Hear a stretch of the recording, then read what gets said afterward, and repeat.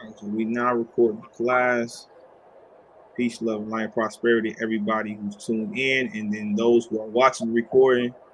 Peace, love, light, and prosperity to you all as well. As we go into class 5 on truly how to diagnose thyself. How to diagnose thyself. Okay, and what I mean by diagnose, I mean to be able to analyze and read the diaphragms and diagrams based upon the test results that the doctors have given you. And it's going to be very important that y'all pay attention. It's going to be very important that y'all take notes, because this will be the defining factor on how you heal people. Because what I've learned through healing is sometimes even the people who come into you don't even directly know what's going on with them. And that's because we don't have righteous doctors who are going to take the time to break down these CBC charts to the people. Okay? And CBC charts just means blood count charts. Okay? Blood count charts. Because the blood is the life, and in the life is everything you need to know. Okay? And this is going to really, I'm going to break down to y'all how to really read these charts. Because, like, for example, I had somebody come to me saying they believe they have liver issues based upon what the doctor said. But then I read their charts, and not only did they have liver issues, they had pancreas issues, they had kidney issues, and they had lymphatic system issues, and they had adrenal gland issues. And why is that important? Because you could be trying to attack one thing and not realize the reason for the liver even having the issue is because there's not enough filtration going on within the kidneys. But remember I said, if there's one thing wrong, there's what, y'all?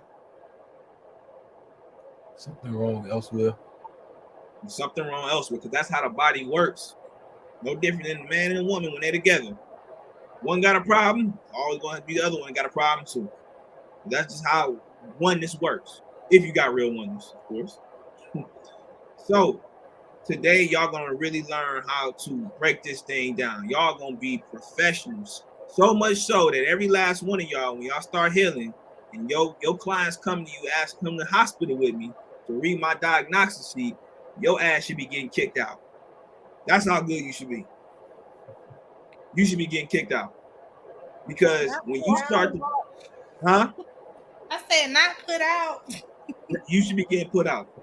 Because remember, the hospital, the medical field is a business first. And the only way they thrive on their business, literally, is if people remain sick. The minute you start to crack the code on all these little acronyms and these long-ass words that they can't even pronounce and really find out what it is, you start to ruin the business. You start taking money out their pocket, and they do not like that. Mm-hmm. I had a doctor tell me one time, especially when my wife was pregnant with my first son. No, she had the baby already. And, doctors really try to use scare tactics on women. So I was in there, and he was trying to tell her why, the baby should get a vaccine, et cetera, and reading her charts and whatnot.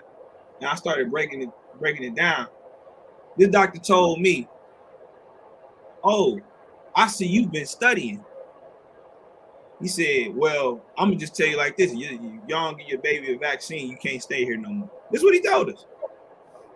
He said, "Oh, you've been studying. I see you know a lot." He was taken back, and my wife was taken back. She like, "Damn, like, the doctor ain't got nothing to say about that." And he didn't, because I caught him in his lie. He was trying to use a scare tactic. And then he tried to use a story talking about this home of how all these babies who didn't get vaccine and whatnot, and how they all died. And I asked him, I said, "What color was those babies?" And he looked at me, and he was shook up. He didn't even want to say it. He's like, "I mean, you're Caucasian." I said, "Yeah, our babies don't do that. We naturally produce defense mechanisms. We don't need all those vaccines." So, I'm saying all that to say is that understand this. When you go into a war, which this is a war we are in a war. We're in a medical field war, trying to win the minds of our people to really understand what's going on with them. You understand? You got to know the enemy's tactics. It's called the art of war. If you ever studied the art of war, you have to know the enemy's tactics on how to attack them. You got to know their weak points. You got to know their lies. You got to know their truths. Because that's the only way you understand how to defeat your enemy. Okay? And the medical field is our enemy. The government is our enemy. I don't care if they white, black, pink, whatever. If they with the government, they are enemy. Unfortunately, even our own people. So we got to know how to break these things down and intellectually go to war. You know, our people need to see stuff. You got to have scholarships. You got to have permits. You got to have licenses and all this stuff for our people to believe. So much so, they believe you got to have a white man's degree to be legit. You see? So now we bringing out charts, right? We bringing out charts. How to break these charts down. It's a game changer. And not only that, you know, you should test yourself to see where you at. But I'm going to show y'all how to do that today, okay? All right. So let me share my screen.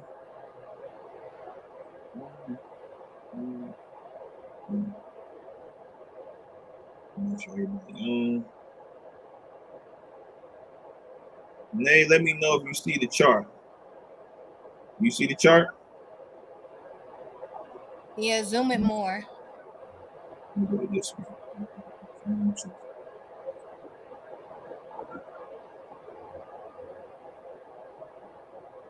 What about now? Okay. It's good? Yep.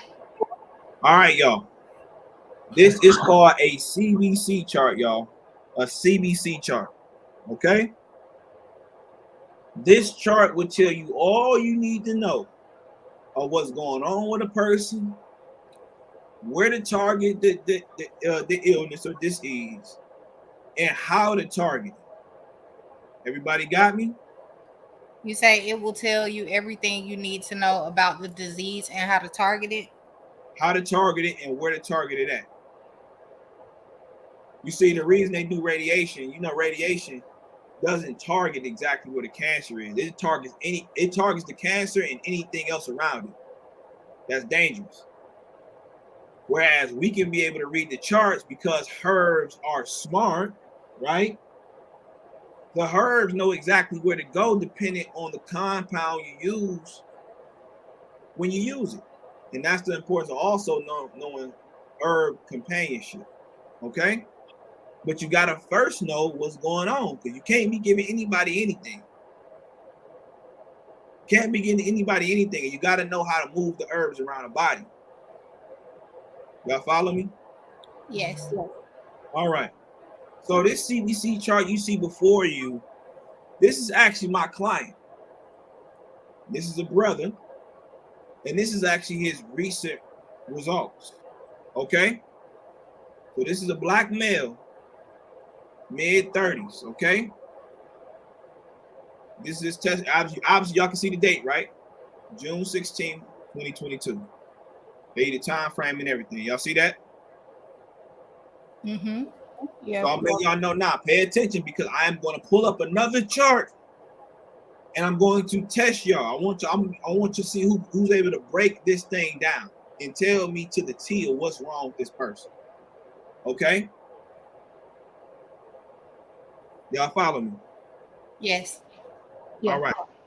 So the first component we have is called WBC. WBC means white blood count. This is dealing with your so-called immunity levels. Okay? And it usually ranges. And the 3.4, anytime you see three or anytime you see a point something, keep in your mind it's by the thousands, okay? By the thousands. It does not literally mean 3.4. That means 3,400 to 10,800. Y'all follow me? Mm-hmm. All right. Now, what we're looking at, we're not looking for exactly 3.4, nor are we looking for exactly 10.8. But what we're looking for is the middle range, the medium, the balance, okay? So based upon this, Atara, what would be the medium for the white blood count? If it's 3.4 to 10.8, what's the median?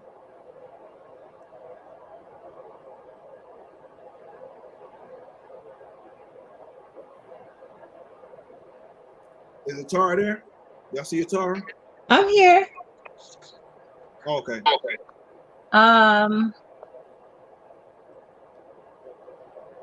Is this something I have to calculate, or is this something that should be on the chart?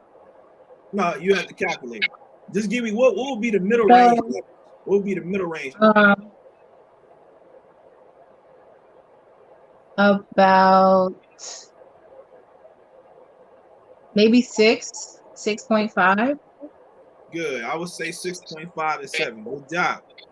So now, Nay, now I want to tell y'all the value is his Attention, numbers. your battery Okay? is fully charged. Please unplug the power adapter. The value is his numbers. When you see referred range, that's the numbers it should be between. So his value is 3.1, which means what, Nate? It's low. It's very low. So we're dealing with the white blood cells, y'all. We're dealing with the white blood cells. So typically the WBC is really pretty much dealing with the so-called immunological system, which we know is the actual lymphatic system now, right? So it's dealing with the defense system of the body. So if the WBC is dealing with the white blood cells, right, which gets taught by the T cells, the B cells, things of that nature, and it's low, what can we diagnose thus far? Sciosha.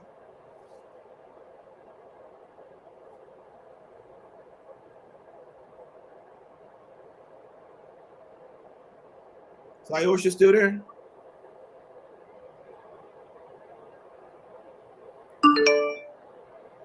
Is Sciosha still there? On mute. Yeah, Okay. she's here, but she's on mute. Okay, Ariella, I'm gonna ask you the question. I'm gonna say it again. If the lymphatic system, the WBC, is dealing with the white blood cell count, and we know the white blood cell count is a part of the lymphatic system, which the lymphatic system, right, is supposed to be the one that cleanses the body, removes the waste, and we see that it's low. What can we analyze thus far? There's a problem with waste elimination That can be one. in the lymphatic system. That can be one. But what else? What does white blood cells do? Who remembers? They wipe the acid from the cells. That's the lymph nodes. What does the white blood cells do?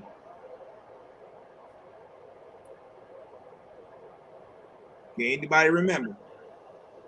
Are they like the police and they take the bad stuff to the lymph nodes?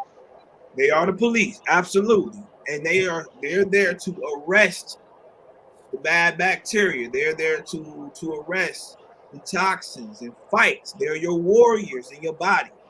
So if your warriors aren't able to fight or don't have enough protection, where does that leave your body? Defenseless. Mm-hmm. So if you have a low white blood cell count, which means your lymphatic system is stagnated, your immune system, exactly. That means that you do not have protection from what, y'all? Diseases. There you go. You do not have protection from diseases, which means it's now harder for your body to fight. So what will happen if this is low? You have something called weak immunity. Anytime you're dealing with weak immunity, you can guarantee you're about to have a liver disease.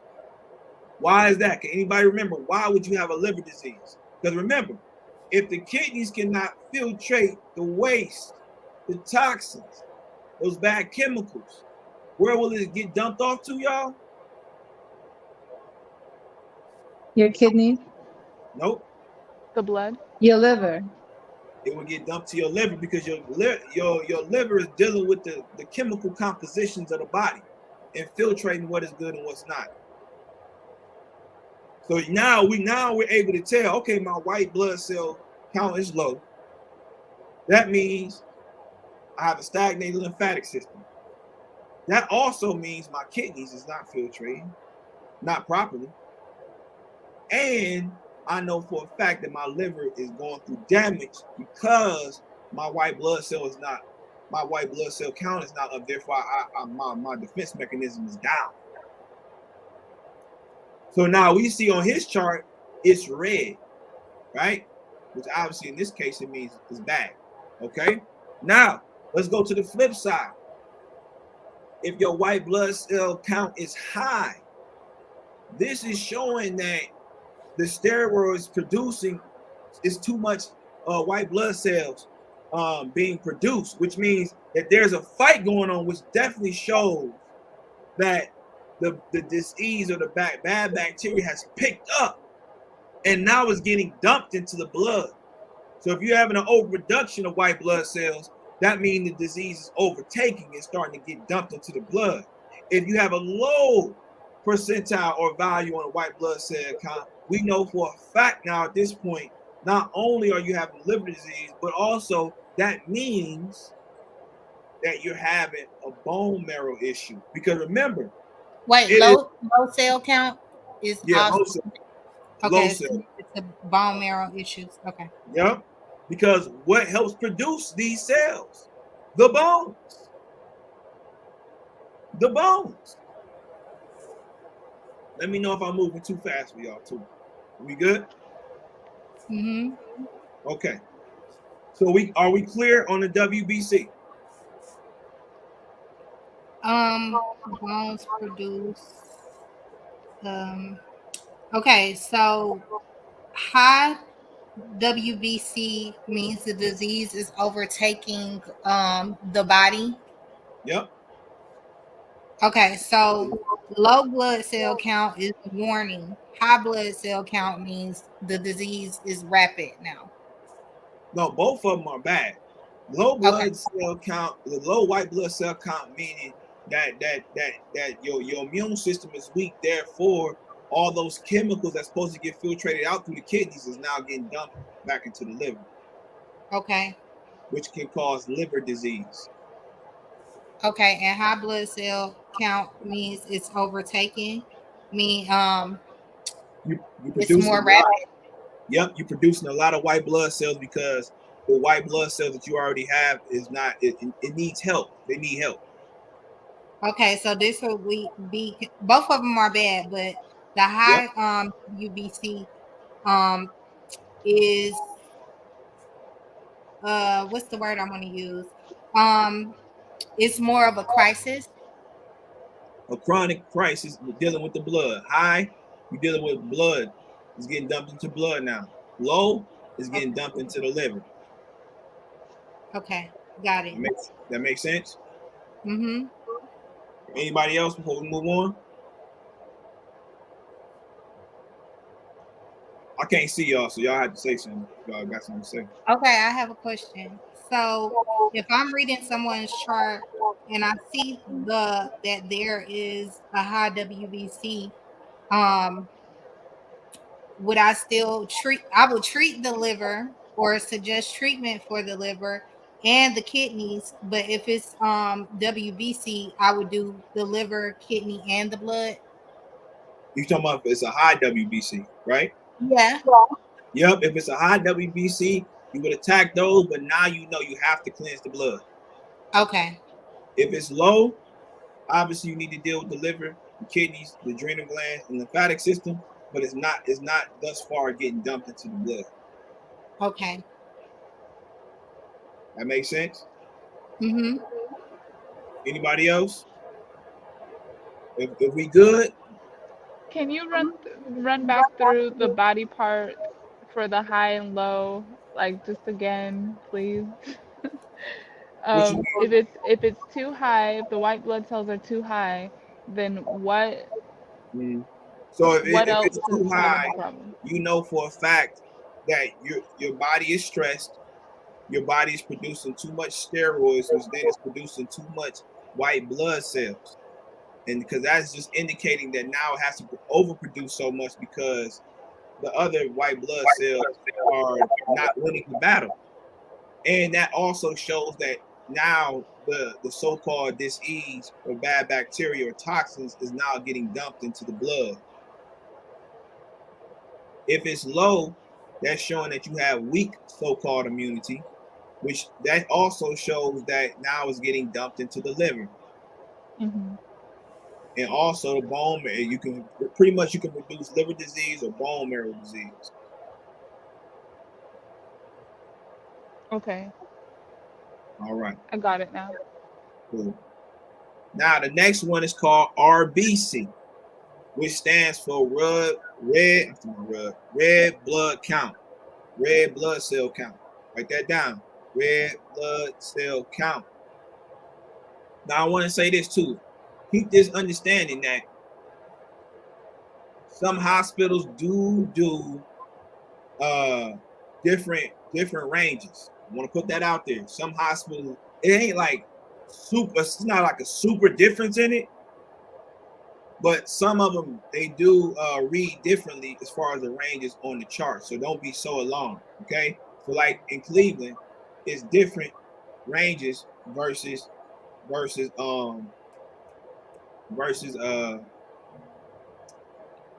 Georgia. For example, this chart that I'm showing you now, this is Illinois. So you see that the referred range for white blood cell count is 3.4 to 10.8. I want to see if y'all see this paper. Y'all see this paper I'm pulling up? Y'all see that? Yep. I can't see it. It's too small. What about now? Is it says 4.4 through Yep. 11.3? Right, and that's still dealing with the white blood cell count. You see that? Uh-huh. So you see it's different ranges. So I'm just showing y'all not so much difference, but don't be alarmed if you come across one of your clients that's from a different area where their ranges may be different. So don't get so caught up on this range. What you should be getting caught up on is in between any range, is there a balance? Y'all got me? Right. So remember that. All right, so now we're dealing with the red blood cell count. The referred range is 4.14 to 5.8. So we see that his value is 4.29. Now, what the red blood cells is dealing with is the red blood cells are created to actually help build. It's like a help meet to the white blood cells. It's to help build and strengthen the so-called immunological system. But remember, the red blood cells also helps bring oxygen and cellular respiration to the body tissues and cells, which shows you that the red blood cells not only are in companionship with the lungs. You say it again. Not only does it show you that the red blood cells are in companionship with the lungs, but it shows you that they also help bring oxygen by way of what, y'all? Who remember that? Which mineral helps bring oxygen to the cells? We went over this.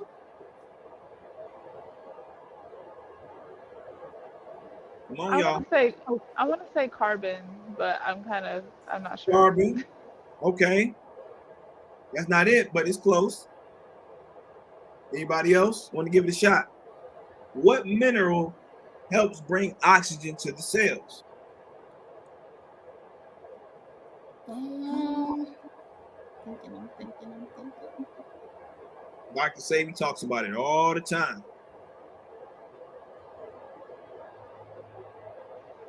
Is it iron? There we go. Iron phosphate, which shows you for you to have oxygen in the cells, you need to be eating supplements or substance with iron phosphate. You see that? Because the iron phosphate resides within the red blood cells, and this is due to the thymus gland, which the thymus gland then produces something called T cells. And the T cells is the one that teaches the white blood cells how to defend the body. You see that? Okay. Wait a minute. So red blood cells are the T cells. No.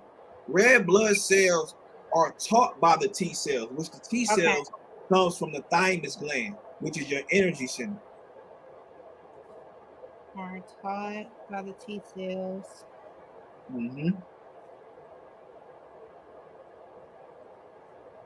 So, with your red blood cells, not only is it dealing with the lungs, but it's dealing with the thymus gland, and it's dealing with also the spleen. Y'all hear me? Mm-hmm. So your red blood cell pretty much is what helps bring all the nutrients to the cells of your body by way of iron phosphate. And this just proves that the main mineral for the black man is iron phosphate. Black man, black woman, and black child. Y'all follow me? I'm gonna say it again. RBC stands for red blood count. This helps create the red blood cells to help build the so-called immunological system. But it also helps bring oxygen by way of iron phosphate, and it helps with cellular, peep this, restoration. So that means I have to make sure my red blood cells are in perfect alignment for me to even see cellular regeneration or cellular respiration, what we can call cellular restoration. So when you're making something dealing with cellular restoration, the main mineral in there should be what, y'all? Iron phosphate. Iron phosphate. Write this down. And you can find iron phosphate in purple sea moss, in blessed thistle, Simons, bless thistle. in guaco bark. Guaco. Yep, guaco. Gauco. Guaco bark or guaco leaf. Bark or leaf. Okay. Yellow dock root. Yellow dog. Prickly ash bark. Those just a few. Prickly ash bar. Yep, prickly ash bark. Prickly ash bark.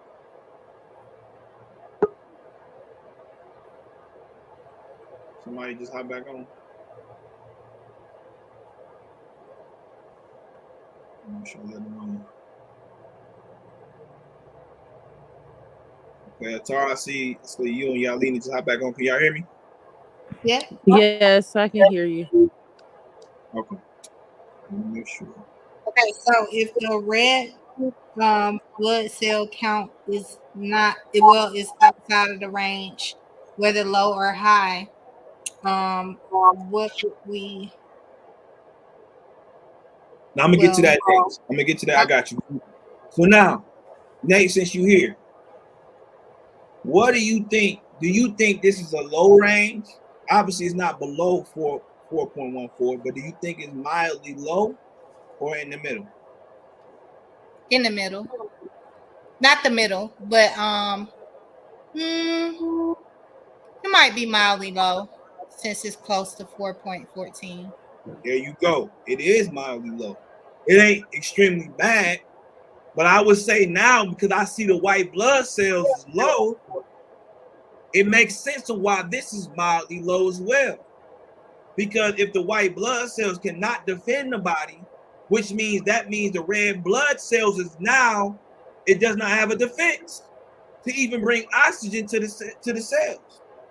Because remember, if you know anything about parasites, what is the main thing they feed on?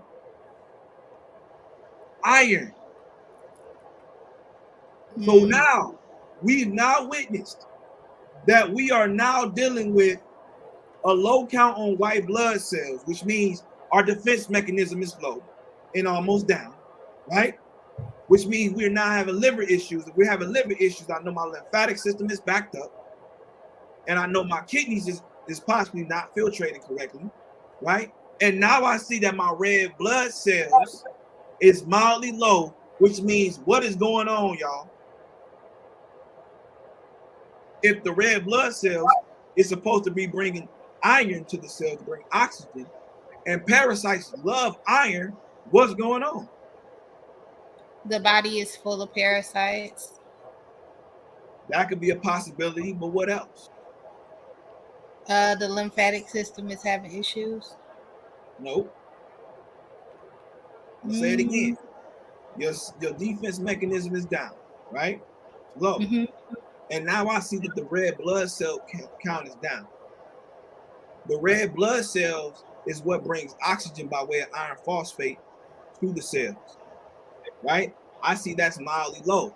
I also know in the back of my mind that parasites love to feed on iron. So what is going on? Remember, we talked about this in class 3, y'all. What do parasites do? It sucked the life out. So of what is the person. parasite doing right now? Sucking the life out of the person. Taking all the nutrients. Taking all the nutrients from where, y'all? The blood cells. The cell.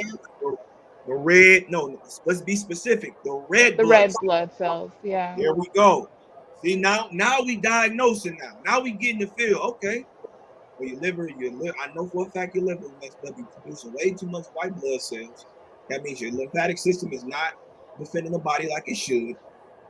And that means your kidneys can't be filtrating correctly to get these metabolic waste out. Now your red blood cell count is down. Well, I know for a fact parasites love iron. So we having a parasitic issue, y'all. We're having a parasitic issue. Does that make sense? Right.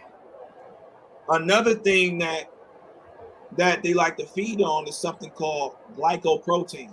So parasites like to feed on iron and glycoproteins. Iron and glycoproteins.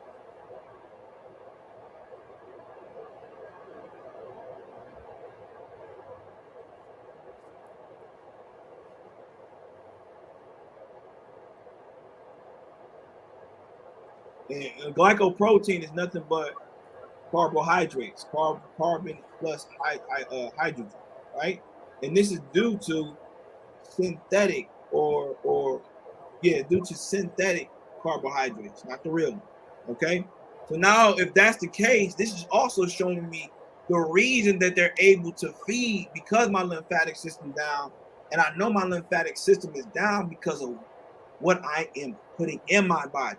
Remember, you can either feed the body or feed the cells, or you can kill the cells. You see, a parasite or a toxin or bad bacteria only lives in a place that is allowed to live. It doesn't come by way of force. It's that you've opened the door. And I used this example early in the program. No different than them old movies that's dealing with vampires. And that vampire has seen the cross, the sign that they may not be allowed in, and they have to ask the owner of the house, am I able to come in? And once the owner says yes, the cross no longer is of any effect to that vampire because you allowed it to come in. And that's exactly what the parasite and the bad toxin and bad bacteria is. You have allowed it to come in by way of what you eat, by way of what energy you allow in your body. Therefore, you have given it a right to feed in your house. That makes sense? Right. Yeah. So some herbs that can help with this as well is, because since we're dealing with the spleen and we're dealing with iron deficiency, because that's also where being anemic come from. I guarantee if you have somebody who's anemic and you read their charts, their red blood cell count is low because they're not getting enough iron. So some other herbs that have a lot of iron as well is Dulce. That's Dulce. Bladderwrack, kelp, and I already gave y'all blessed this. So another, as far as vegetables, another one that's very high in iron is kale. Kale is very high in iron. What was the first one again? Dose. How do you It's spell one that? of the. DULCE. Okay. So pretty much from the red blood cell count to the Pilates pellets is pretty much dealing with the red blood cells, okay? And we're gonna get to the white blood cell breakdown as well. Y'all follow me? Yes. So we see right here that again, the white blood cells is definitely below average. The red blood cells is mildly low. So now we're going to go to the hemoglobin. And the hemoglobin is dealing with iron phosphate. You hear me? It's dealing with nothing but the red blood protein. Okay? And why is this important, y'all?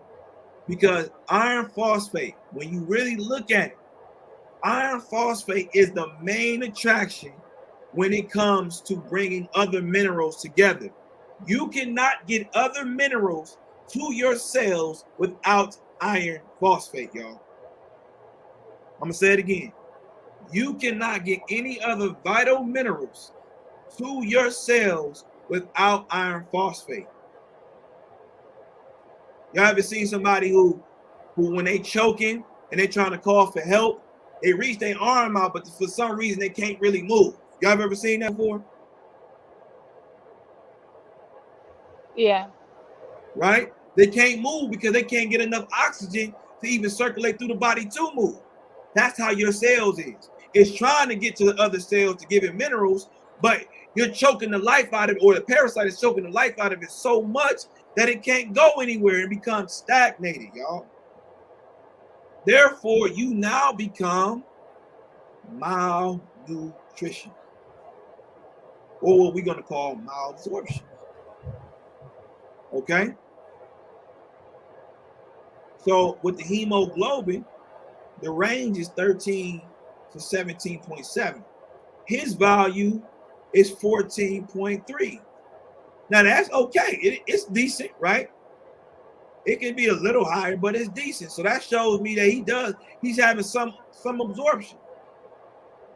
Okay? He's having some absorption, which is good. It's very good. Real quick, I'm sorry. All right. So now we done broke this down. The hemoglobin pretty much is dealing with the iron phosphate, because we know iron phosphate is dealing with the red blood cells. The hemoglobin is the protein for the red blood cells. I'll say it again. The hemoglobin is the protein for the red blood cells. If you got that so far, hop off the mute and say got it. Got it. Got it. Got it. Good. So the next one is a hematocrit. The range is from 37.5% to 51%. His is 42.4. So what is the hemocrit? The hemocrit pretty much is dealing with the total value of the red blood cells, which means if there's enough red blood cells being produced. Okay. So what would y'all say? Is his good, bad, or is mildly low or mildly high? Mildly low.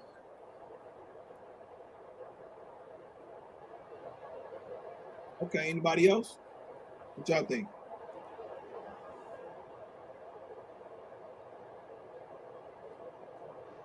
It's below average, it seems. Okay. So that's something to look at. Now, I'm going to ask y'all, since we've been talking, with knowing that the hemocrit is dealing with the red blood cells total value, hemoglobin dealing with the red blood protein or simple amino acids getting in the red blood cells. Obviously, RBC meaning red blood cells, which his is kind of low, and his white blood cell count extremely low. Does now the hematocrit make sense of why it's starting to show a little bit low? If it's dealing with the total value of the red blood cells, does that make sense? Yes. Good. Yes. So if it starts to go low, that means that the enzymes within the body is not being produced correctly, which now shows you.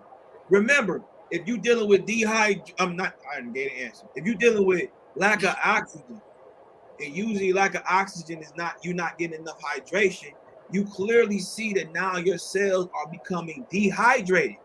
No different, remember, no different than vampire. When they get done, don't that dead body look dehydrated? Like it needs something to drink. I mean, for whoever in vampire movies, that they suck. They suck the body dry. They suck the body dry. So now we're dealing with cellular dehydration, y'all, and this is what it's all about. Cellular dehydration. That's what it really comes down to. Your cells are not hydrated enough, and it's not getting enough oxygen, which then produces malabsorption or malnutrition, which then means anything you eat is being backed up. Why? Because the whole point of what you're eating is you're looking for what, y'all? What are you looking for when you eat? Nutrients. Nutrients. Energy. And can you get energy from dead things? No. No. Can you get energy from things that are cooked? No. Which shows you by science we should be eating what, y'all? Raw Raw vegetables. fruits and vegetables. This is not Mikael making this up. I'm showing you their charts based upon their reading, based upon what you need in your cell. Showing you scientifically that we're created to eat fruits and vegetables. This ain't about religion, this ain't about doctrine, this ain't about understanding. This is simply about 1 + 1 is 2. 1 + 1 is 2. People begin trying to get so deep, 1 + 1 is 1. Nah, we're gonna keep it real simple right now. 1 + 1 is 2. If something wrong with one, there's something wrong with the other. If my kidneys is not filtrating correctly, that means my lymphatic system is backed up, is getting stagnated. Let's not try to go so deep that we actually find ourselves digging our own grave. And what I mean by deep is we get so religious that we kill ourselves. Y'all follow me? Right. Yeah. All right. Can you hear me? Huh? I just wanted to make sure my mic was working. Oh, okay. So now we're dealing with the hematocrit, which is literally dealing with the red blood cells. Now, again, if it's low, we clearly see that the enzymes is not working within the body. The enzymes is the foundation of life because the enzymes is what's going to pass and help distribute the energy. So if it's low or it's not working, that means the energy is not being distributed or there is no energy to pass around. So what can come out of having a low hematocrit? Anemia, which again, if we're dealing with anemia, we know for a fact we're dealing with what, y'all? Low iron. Low iron. It can deal with you can have ulcers, cancer, intestinal cancer, because you're what? The intestines are there to do what, y'all? Who remembers? Remember I told y'all Absorb? 4 elements, the 4 elements of healing. Digestion. There we go. What else? Utilization and elimination. Good. So now. Can you say that one more time? Go ahead, brother. Digestion. Okay. Absorption. You got it? Yeah, and what's the last one? Utilization and elimination. Good. Okay. So now we already went through and we clearly see there's no oxygen nor energy, right? Therefore, we seeing now through the hematocrit that there could be a malabsorption problem. Therefore, you cannot utilize which now makes sense with your WBC being so low that you cannot eliminate. So now, from our readings thus far, what can we see that is possibly going on with this brother right here? Gut issues. Gut issues. What else? Constipation. Constipation. What else? Poor circulation. You said poor circulation? Yeah. Nuh-uh, not circulation. Um, the body is not absorbing minerals. Right. Which means that means what's happening to the cells. They're dying. And when they start to die, what starts to happen, y'all? Parasites start to grow. Birth. Cancer. Cancer.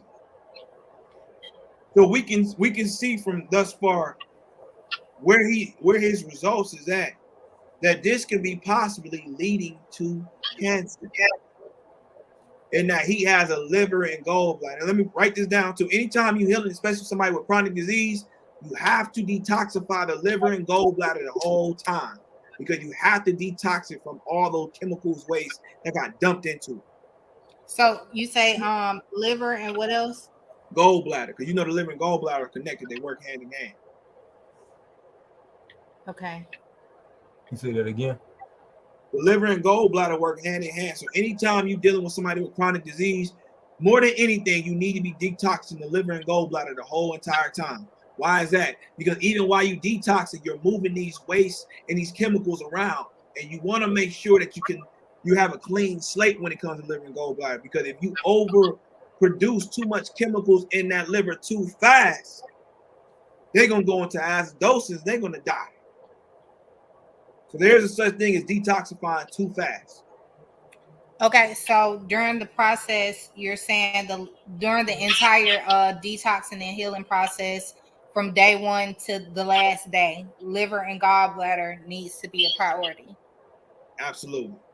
Okay. Because all the chemicals that has been dumped into it. Okay. And on top of, once you detox, how much chemicals going to be dumped into it on top of that. So you don't want to detox somebody too fast. And typically with somebody who has a chronic disease, you want to transition them slow. So can you give an example of how you would heal a person with a chronic disease? What's the starting point? Is it first introducing vegetables and working their way up to fruits only and I guess I don't know, transitioning the diet first, right? At a slow pace. They feel the spirit. You saying that's exactly. That's Okay. the spirit. Exactly. Why? Because if they've been in a chronic stage for so long, you talking about taking them, you're going to shock their body too much. And so you talking about already having to move all this lymph waste around and these toxins around. And then you talking about rebooting the whole body at the same time. They can die quick. They can die quick. So reading these charts also will show you how to transition them. Now for him specifically, because his numbers are not so out of range, I would put him on an all fruit diet immediately. And because of his age too. Age does matter, y'all. Age does matter. And I'm only speaking from experience. Age and the chronic disease does matter. I'll give you an example. I had somebody who had stage 2 cancer. And I'm talking about y'all with detoxing the heavens out of her. I'm talking about detox.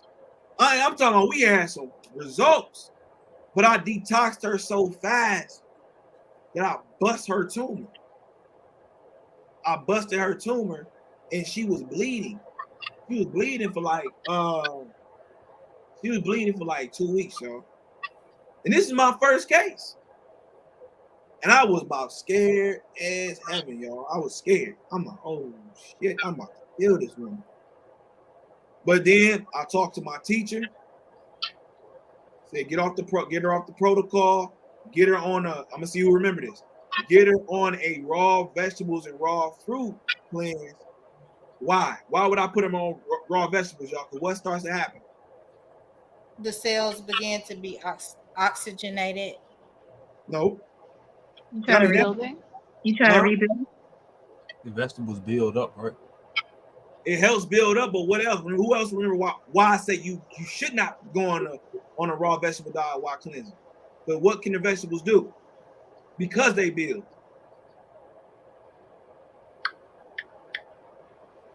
They can slow the healing down. Throw off the healing. Because the Yes. fruit's trying to cleanse it. Yes, there you go. So in order for me to stop the bleeding, I gotta slow down the healing.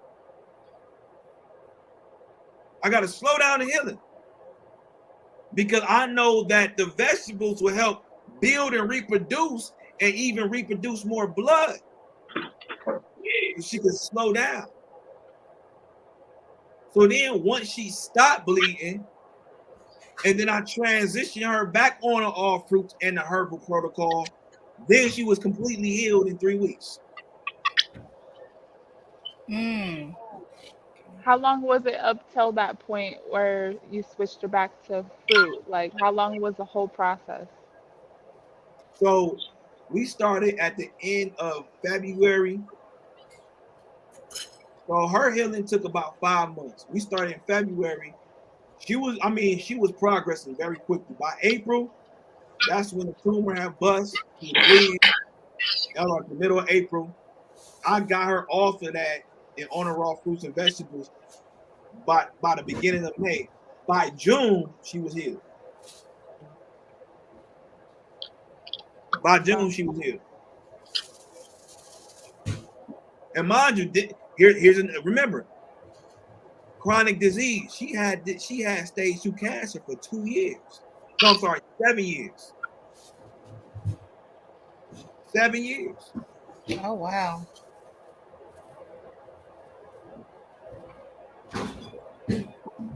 Did she already go through like chemotherapy or anything? Yep. She went through chemo and everything. Somebody just doing.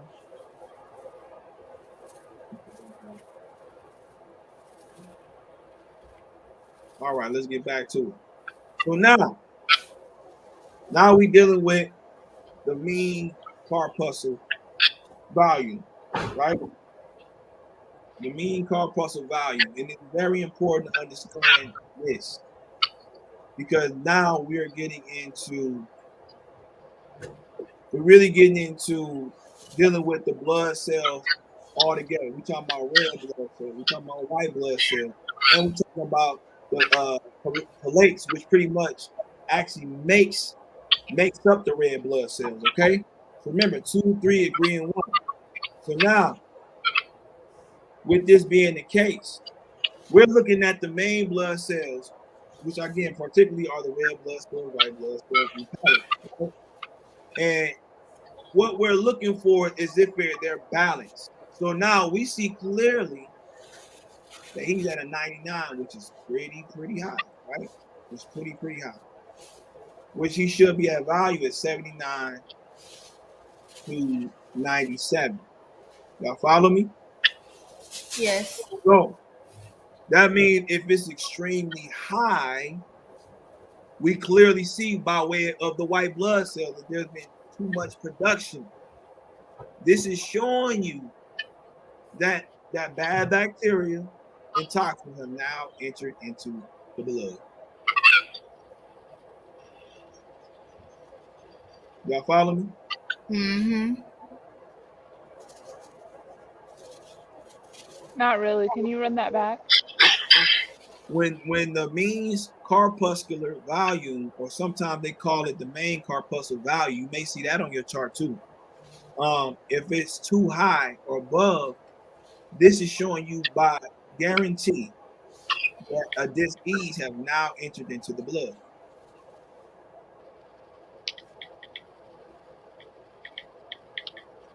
because it's too high. Because remember, this is dealing with the volume of the red blood cells. They're dealing with the volume of the white blood cells and the platelets. And the platelets is actually what makes up the red blood cells. You see that? Right. So now, let's say that this thing is low. This is actually this is actually shows you why a woman may have a heavy menstrual cycle. When it's low, I guarantee if a woman has a heavy menstrual cycle, her MCV is low. Because remember, if it's dealing with the red blood cells being low, that's showing you that the toxins is getting dumped into the liver, which means that they're not being filtrated out the kidneys by way of the lymphatic system. So the only other way that they're able to do it is by way of her menstrual cycle. Kudos to y'all that y'all get it every month, right? But having a heavy menstrual cycle is not good. It really should be very light. Because what that shows is that you're filtrating correctly. Y'all follow me? Yes. Does this make sense so far? Is it adding up where you're able to look at the white blood cells and red blood cells? When you see these numbers, it makes sense of why those numbers are low. Is it starting to be clear to y'all? Yes. Good. Yes. Anybody else? Huh? Yes, it's better. I'll get better. I know that. I know it's a lot. And that's the whole point of writing it down and us recording. So you're able to look at the notes again and go through it again. Because y'all gonna have this. Y'all gonna have the link. Okay? So we dealt with that. And pretty much so now we on to the main corpuscle hemoglobin. Now remember, the hemoglobin is dealing with what, y'all? Who remembers? The red blood. Yeah, red blood protein. Red blood protein, right? So this is dealing with the main corpuscle hemoglobin. It's showing you that now this is actually showing you how to measure each cell and are they getting enough oxygen. This is literally measuring each cell in your body. 150 trillion cells in your body are now being measured by this main corpuscle hemoglobin and seeing if it's getting enough energy, or what we're going to call iron phosphate, right? So now we see that his main corpuscle hemoglobin is high. What could this mean, y'all?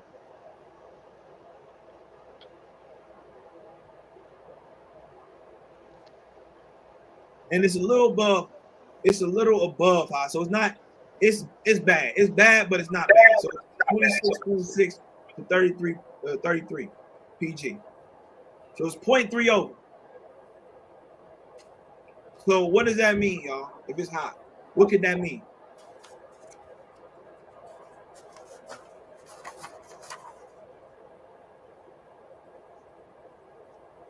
Anybody know what that could mean? Based upon what you know already.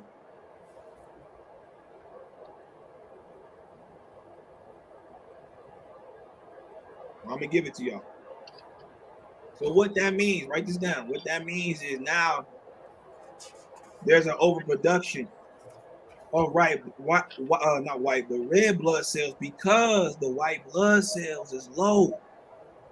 And so it's trying to actually produce more to try to get the nutrients to the cell so it can actually help the white blood, help me, right? Help me. It's trying to help the white blood cells become balanced so that the white blood cells can be the defenders, providers, and protectors of the body. Ooh-wee. So now it has to go into overproduction. Just like we was talking about also on my team earlier, it has to go into overproduction, which means now I have to kind of switch roles in that production because the white blood cells, the protectors, are not doing their job. So it's trying to help get the food to you, get the nutrition to you so you can do your job. See, when you understand your body, I'm gonna tell y'all that my elder told me, you understand your body, you understand nature, you will understand relationships. So now because the white blood cells, the protectors, are in the red, it's now put the red blood cells in the red, literally. Am I making this simple for y'all? Yes. Yeah. So if one is off, so is the other. There you go. There you go.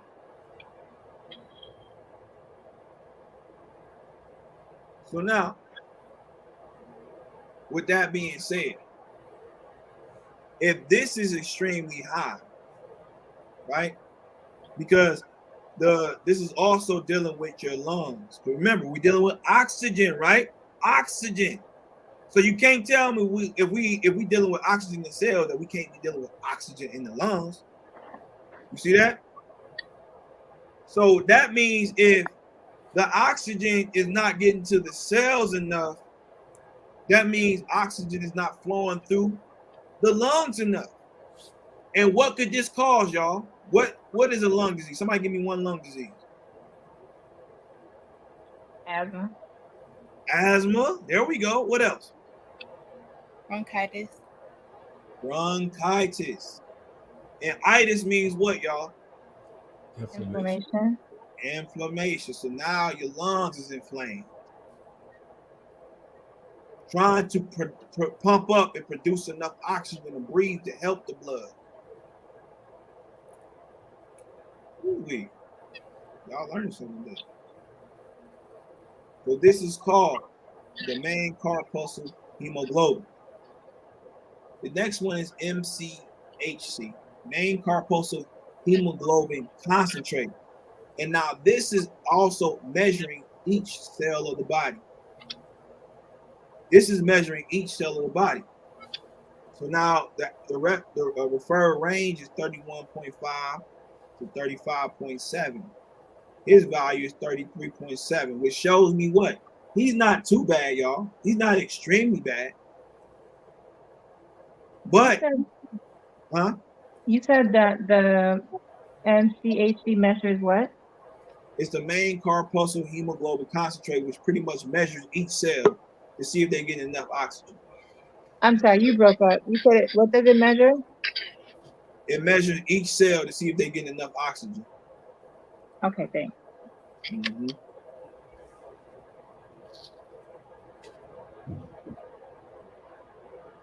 So with it being average, it's not really showing that he's extremely bad, right? He got a chance, right? So I would not label this a chronic disease. I would definitely label it though as there is definitely a disease building up. So if the MCHC would have been in a low range or high range, you would consider that to be a chronic. Absolutely. Okay. Because now it's another witness that he is definitely dehydrating his cells. And he is going into cancer stage.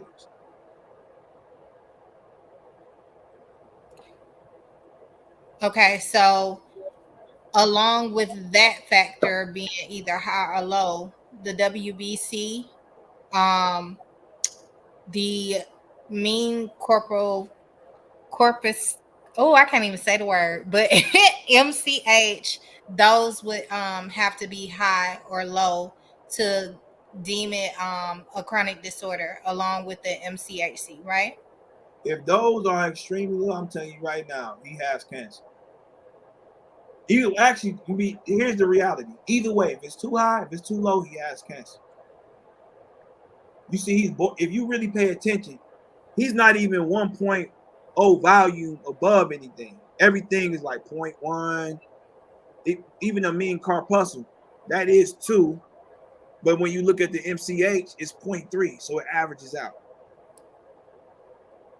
Does that make sense? Mm-hmm. Okay.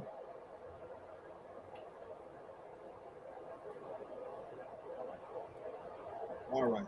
So pretty much the MCHC, that's dealing with the same thing. We all went over that. Now we're dealing with the RDW. RDW is dealing with the red blood distribution width. So what this does is pretty much it ranges with inside the blood cells. Okay, it gives ranges. So the average range is between 11.6 to 15.4%. He's at 13%. Atara, would you say this is the average? He's in the middle. I would say yes. It seems as though. I would say the same thing. Now let's discuss. Let's say it's high. Let's say it's a little above 15.4 or over. This is showing that his body needs to start creating more red blood cells to make up for the malnutrition. You see that? Which would make sense, or why his hematocrit is not low, it's average. So that's why I say he's not totally bad. His red blood cell count is not totally bad. He's getting some absorption, but what we also see is that he's not absorbing enough, which is why his white blood cell count is low. Because for him to even be able to utilize and eliminate by way of the blood cells, his red blood cell count has to be balanced, which we see is going down, and in some cases going up at certain other levels. So we can clearly say at this point, we seeing that he's lacking the absorption. And if he's lacking the absorption, what can we then say now? What is he doing wrong? Food combination. Food combination could be it for sure. What else? I'm sorry. Can you repeat the question? If he's doing what? If what's going on? If we can clearly see that he's having malabsorption problems at this point, he's lacking in his malabsorption, or he's lacking malnutrition. What can we then say thus far what we're reading about him? What is he doing? Maybe he's not eating the right food. There we go. He is not eating the right foods. And he's also, because the white blood cell is extremely low and the red blood cell is going low as well, we can also see he's creating an environment called what, y'all? Wait, say that again. If we see that his white blood cells are extremely low due to malabsorption or due to malnutrition, and we now see that his red blood cell count is also starting to decrease, and we clearly see that we can now say he's not eating the right foods, what type of environment is he then creating? Acidic. Acidic, which means he is going into something called acidosis. Write that down. He's going into acidosis.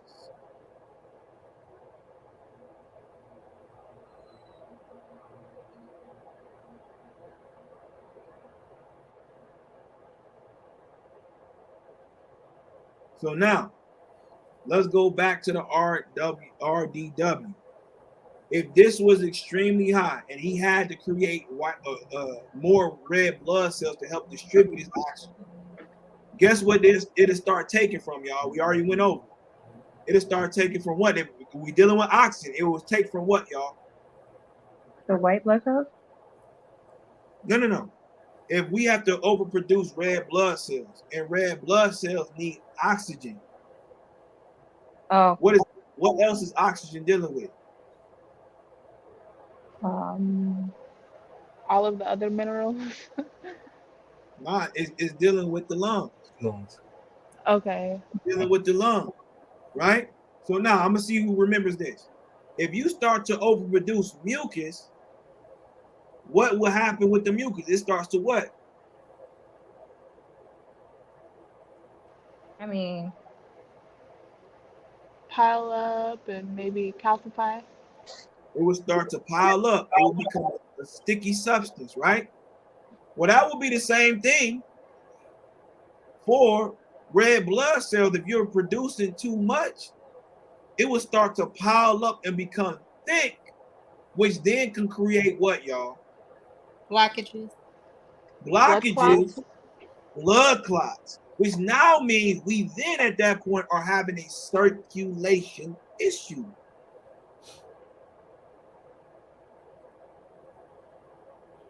That makes sense? And you start to have blood clots. So now, if let's say his RW was high, and we clearly see that means he has to produce enough red blood cells. He's trying to get oxygen, and we know that because he has to overproduce these red blood cells, that he has to pull from the lungs. I mean, he's taking oxygen from the cells, and we know now because he's taking from the lungs that he's starting to overproduce these blood cells, which start to clot up, which then cuts off the circulation. What then starts to go in stress? Think simple. Just think simple. If you are in fear or you stressed out, what starts to happen within you? Your heart. There we go. So that means he can have what? Heart attack. A heart attack. And in every single disease, you will always find at the end heart failure.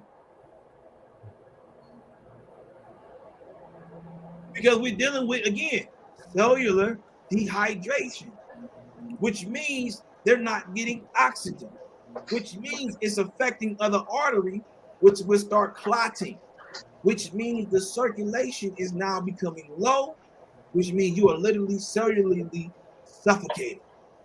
And your heart gets so damn stressed out that it gives out. Every single time, y'all. Every time. Now, luckily, this is not the case for this brother right here. He got decent numbers. We got decent numbers.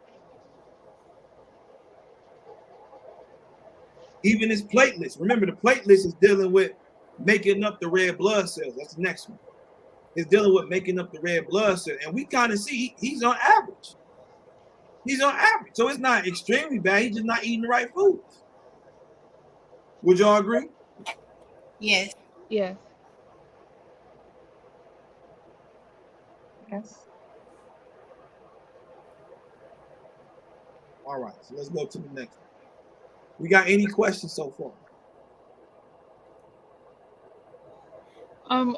You said RDW is the red blood cell distribution. Is that what you said? It's pretty And much the so, red blood distribution with, yep, the red blood distribution with. and so if it's too high, you said that that means that he's probably dealing with blood clots and low circulation. But if it's too low, that's where we get into the heart attack and heart failure. Is that what you said? Well, what we're seeing, yeah, when you start to lack the oxygen, is going to get into blood clots and eventually a heart attack. Okay.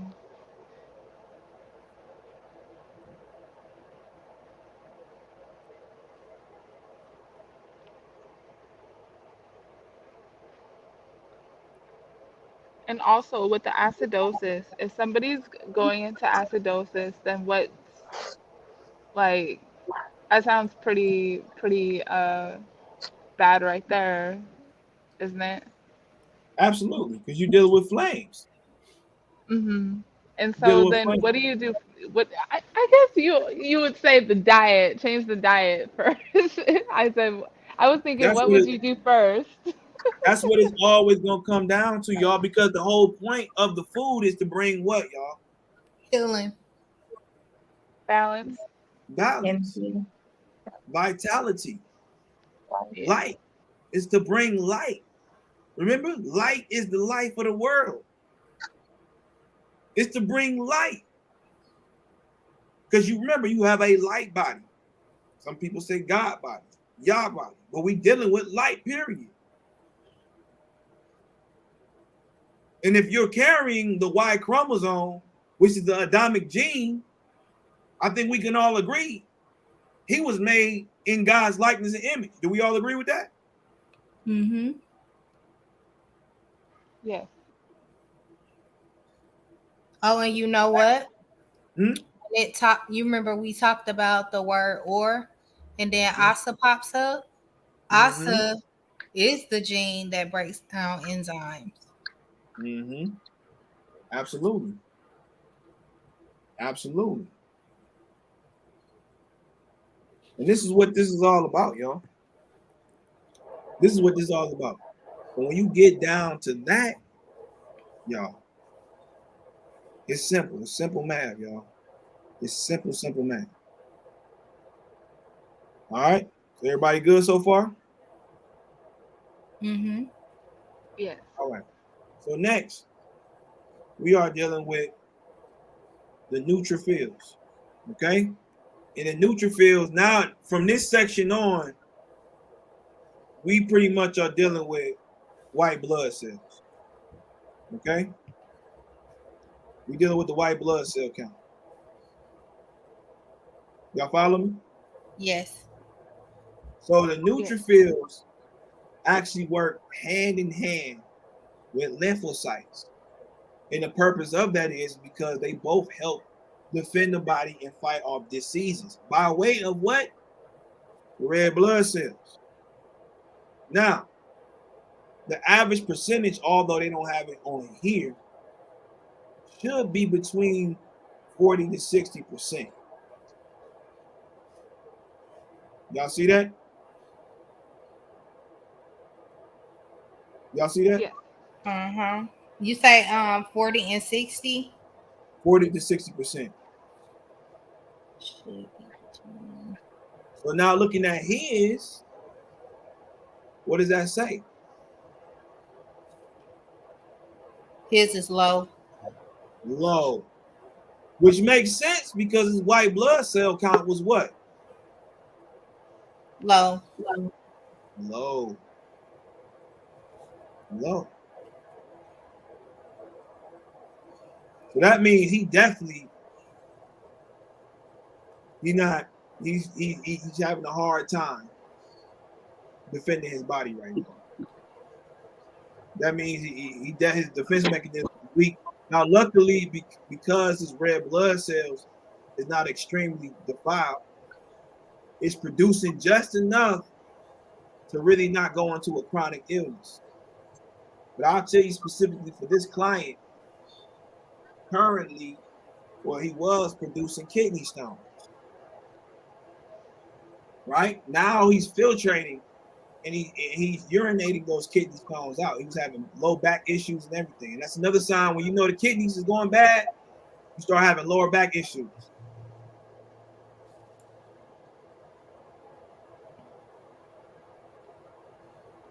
Y'all follow me? Mm-hmm. All right, so now the lymphocytes again is dealing with the white blood cells, and pretty much they roam around the lymphatic system and the lymph liquid, and it actually deals with acidosis and it deals with bad bacteria. And really, on a normal scale, you really should be between the average of what is it, 25 to 50%. Which shows what, y'all? What is that showing? You say 25 to 50? Yep, 25 to 50%.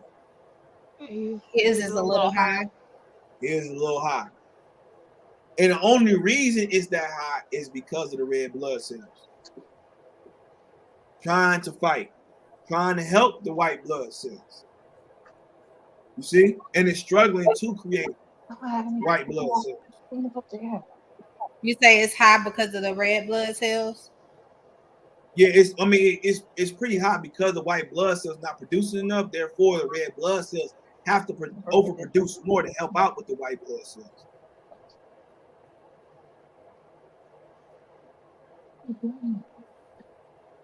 So when it's this high, I can tell you right now, write this down. When your lymphocytes is high, you are dealing with an autoimmune disease. Anybody know what an autoimmune disease is? Yes. Yeah. Tell me.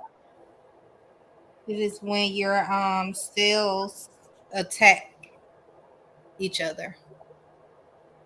Because it's dealing with what? I'm gonna say the word again. Autoimmune. It's dealing with what? Your immune system. Your immune system. So that means your immune system is now what? Attacking yourself. Your blood. It's attacking yourself. You definitely don't want that because now you know for a fact you are dealing with what, y'all? Cell degeneration. Which deals with what? Your immune system. Right? But what's the chronic disease? Cancer. Cancer. Cancer. So your monocytes, which is the next one, his count is at 9. This is pretty much another form of white blood cells that actually resides in the bloods and tissues, and it actually is the one that goes and pretty much seeks any bad bacteria within the tissue so it can actually defend the body.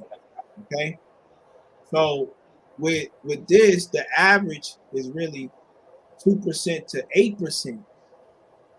We see his is what? A 9. little high. Which means it's a little high, y'all. Which we can definitely say, okay, he may be going into an autoimmune, and we saw that earlier. Not if them numbers earlier make sense now, don't it? Right. Wait a minute. So you said the average is between what? 2% to 8%. 2%. Okay. High means autoimmune diseases developing or develop. Mm-hmm. But this is dealing with cancer. It's dealing with leukemia. It's dealing with lupus, rheumatoid arthritis, and again, another autoimmune disease. Now, let's say that this was low. Let's say the monocytes was low. It's going again dealing with that. Means if it's low, we're now dealing with your red blood cells, which means if it's low, we know for a fact it's getting dumped in the blood. Y'all follow me? Mm-hmm. Yeah. Is So that what the do we? same for the? So quick question for y'all. What can we see the common understanding of it being low or it being high mean? Both are danger zones. Right. But on the low end, we dealing with two things. What are we dealing with? On the low end, we are dealing with hold on, let me go in my notes. Think of the Um, common The understanding so blood. far. the liver. Wait, hold on. Yeah, the What's blood, the what is liver. it? The blood, the liver, and we dealing with The kidneys Yeah. kidneys, which means we're dealing with what, y'all? and the The bone liver. marrow. We dealing exactly. So we dealing with the blood for the main thing, and we dealing with red blood cells. On the high end, we dealing with white blood cells, which means we're also dealing with what, y'all?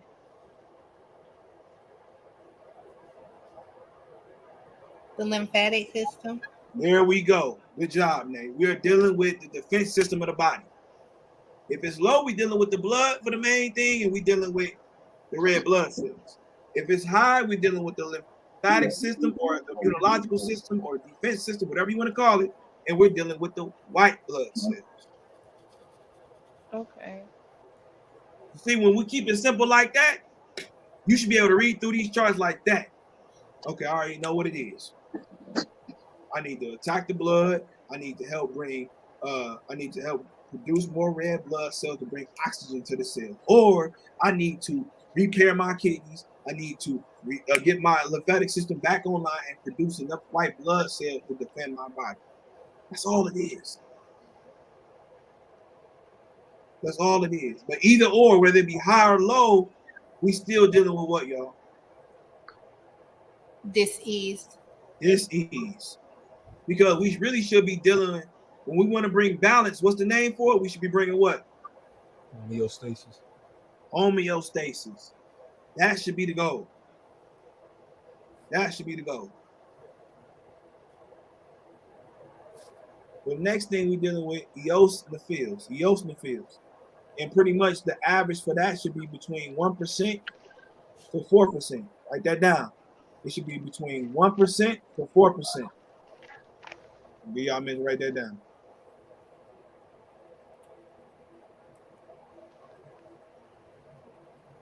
(1% to 4%).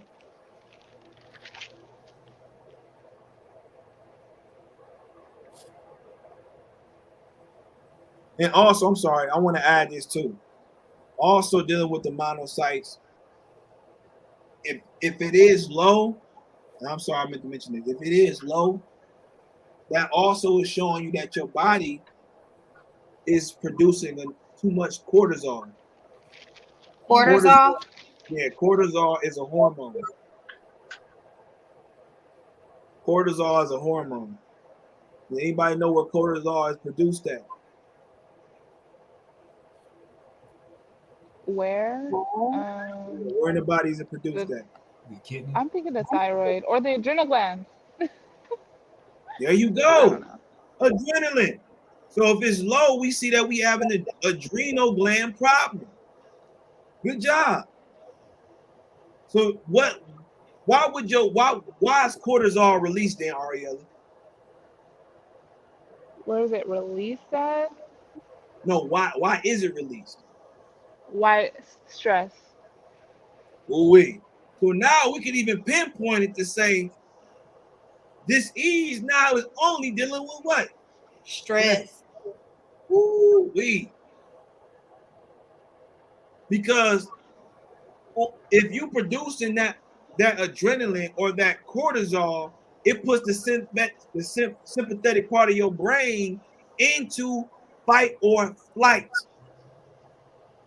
So now you got to really measure your environment, because it's not just food that can cause that. If you look at that right now and say, what is the cause and effect of producing or overproducing cortisol, it will tell you the environment.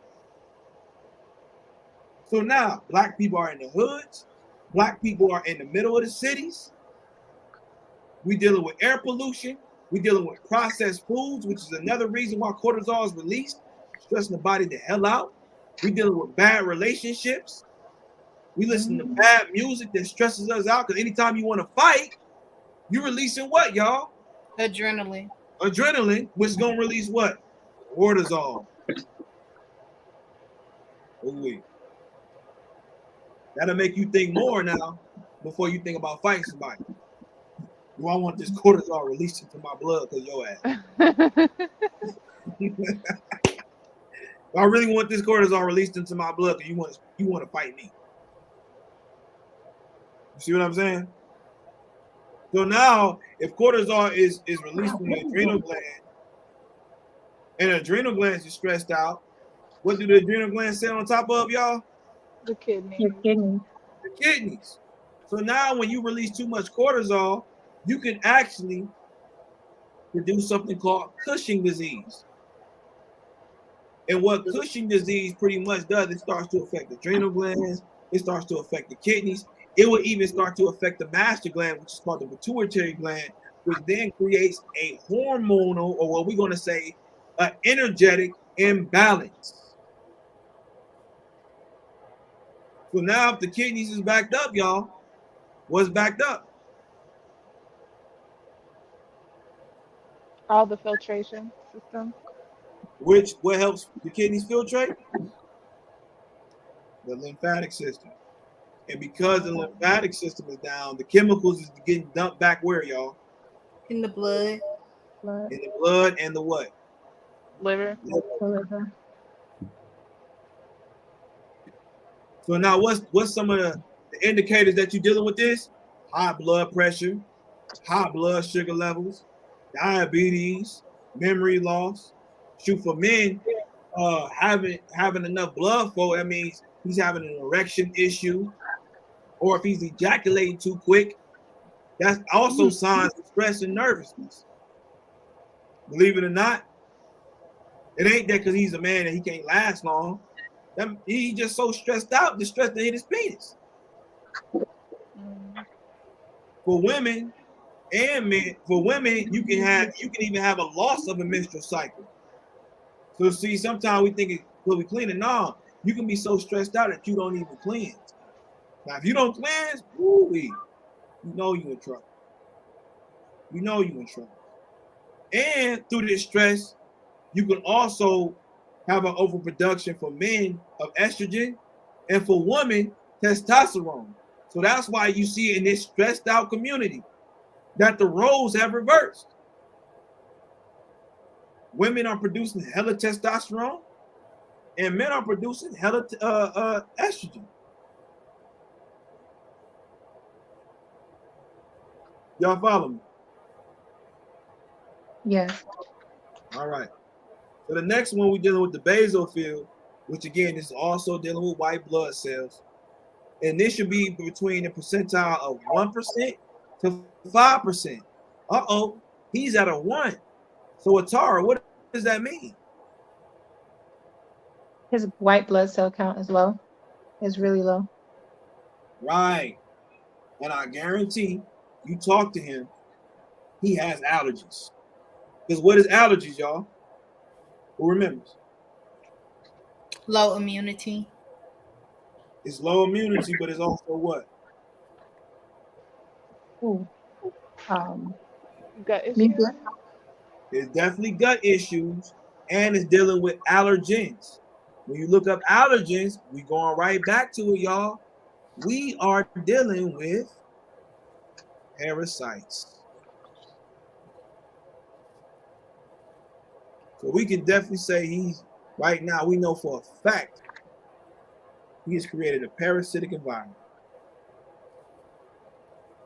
We know for a fact, he has created a parasitic environment. Y'all got some understanding?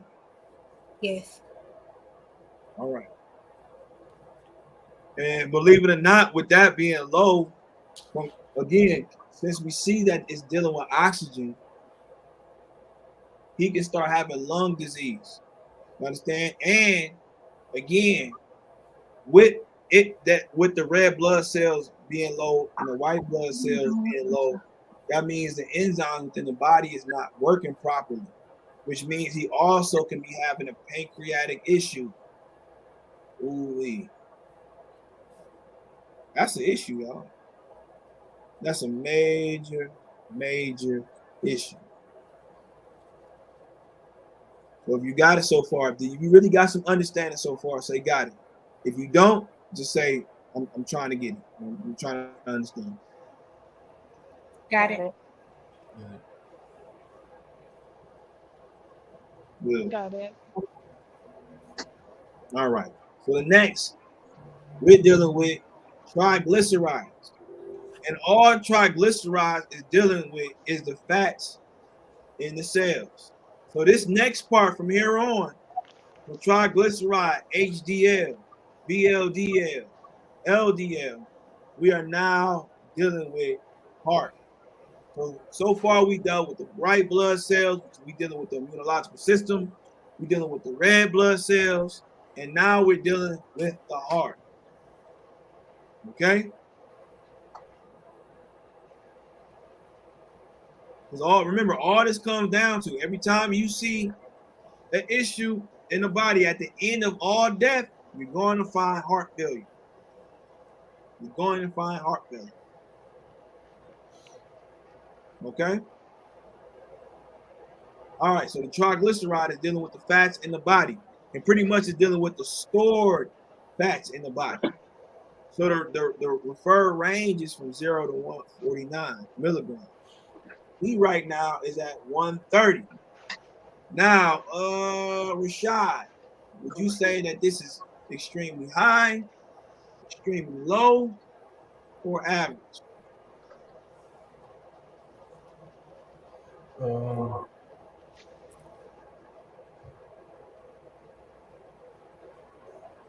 mean, he's closer to it being higher.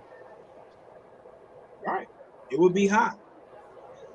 So through triglyceride or fats, you produce cholesterol.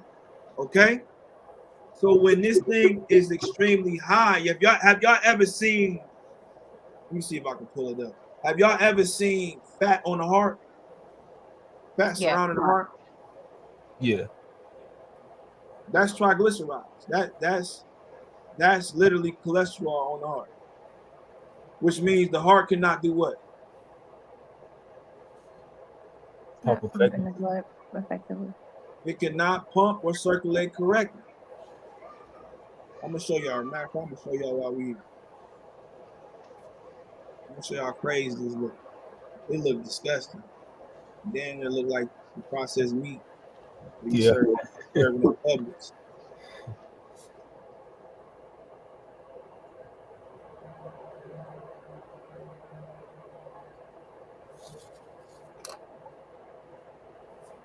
I'll show y'all what it look like.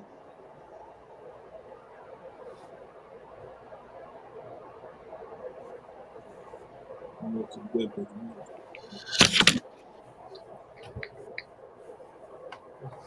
Look at that. All that right there. Let me see if I can. Wow.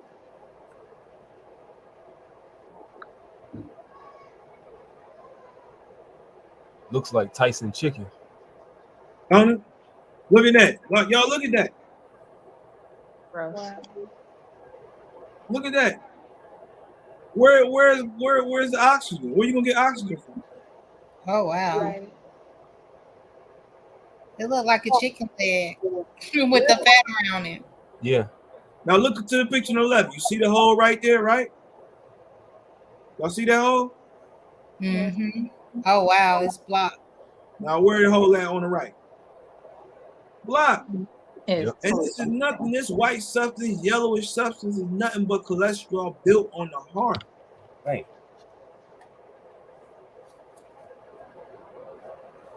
That's sick, ain't it?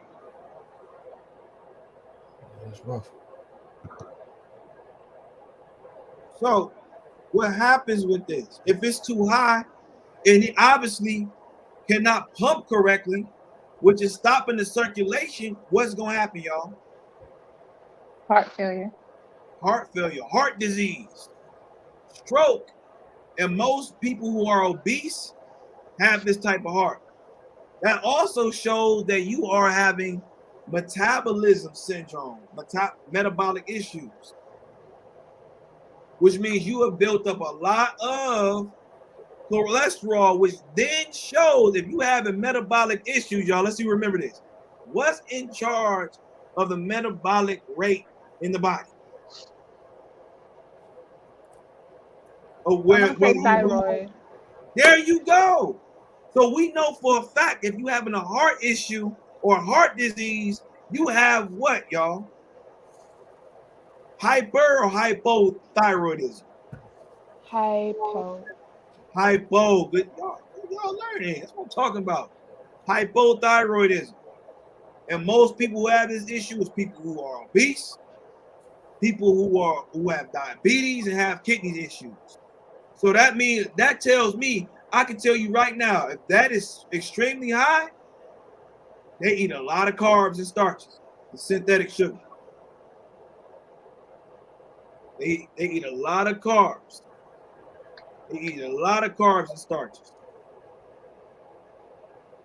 Okay? So that means he is extremely high, y'all. So we know already, his chart done told on himself. This man is eating hella starch and hella carbs. He probably eating a lot of beans and a lot of rice, specifically white rice. Or what they try to call so-called brown rice, which is nothing but bleached white rice. Or colored white rice, let me say that. So now we can say, hey, brother, I can tell by your chart, you eat a lot of starch. You consume a lot of beans. And hey, you know the crazy part about this, y'all? This person's a vegan. Oh wow. Oh. Wow. The vegan. Now we've killed the whole vegan myth. Man. You can be healthy as a vegan. No, you can be healthy on a plant-based living lifestyle. That's why I don't like to say I'm vegan. I'm not vegan. Vegan is nothing but a religion. Mm-hmm. Facts. So now, let's talk about the low end. If the triglyceride was extremely low, we then know again that he's having extreme malabsorption, right? So we can see he's okay. I mean, he's definitely borderline, but he's okay. So what would be a sign of this is hyperthyroidism, meaning he's not able to gain weight. You see that?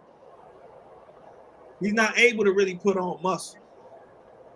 And I guarantee he probably is going to have a skin disease. He's going to have diarrhea, cold chills. He's anemic if it was extremely low. And he would have breakages in the hair. These are signs of hyperthyroidism and your triglyceride being low. Y'all follow me? Right. Mm-hmm. So now we're on to HDL, which HDL means high density lipoprotein. Lipoprotein is nothing but the good cholesterol. So there's a such thing as good cholesterol too. And so we see the range is 30, 39. You typically do not want to go under 40. Anything 40 and above is good. Okay? And the higher your rate is, the lower risk you have to have high heart disease. So if the range on here is 39, he's at 41. What does that mean, y'all?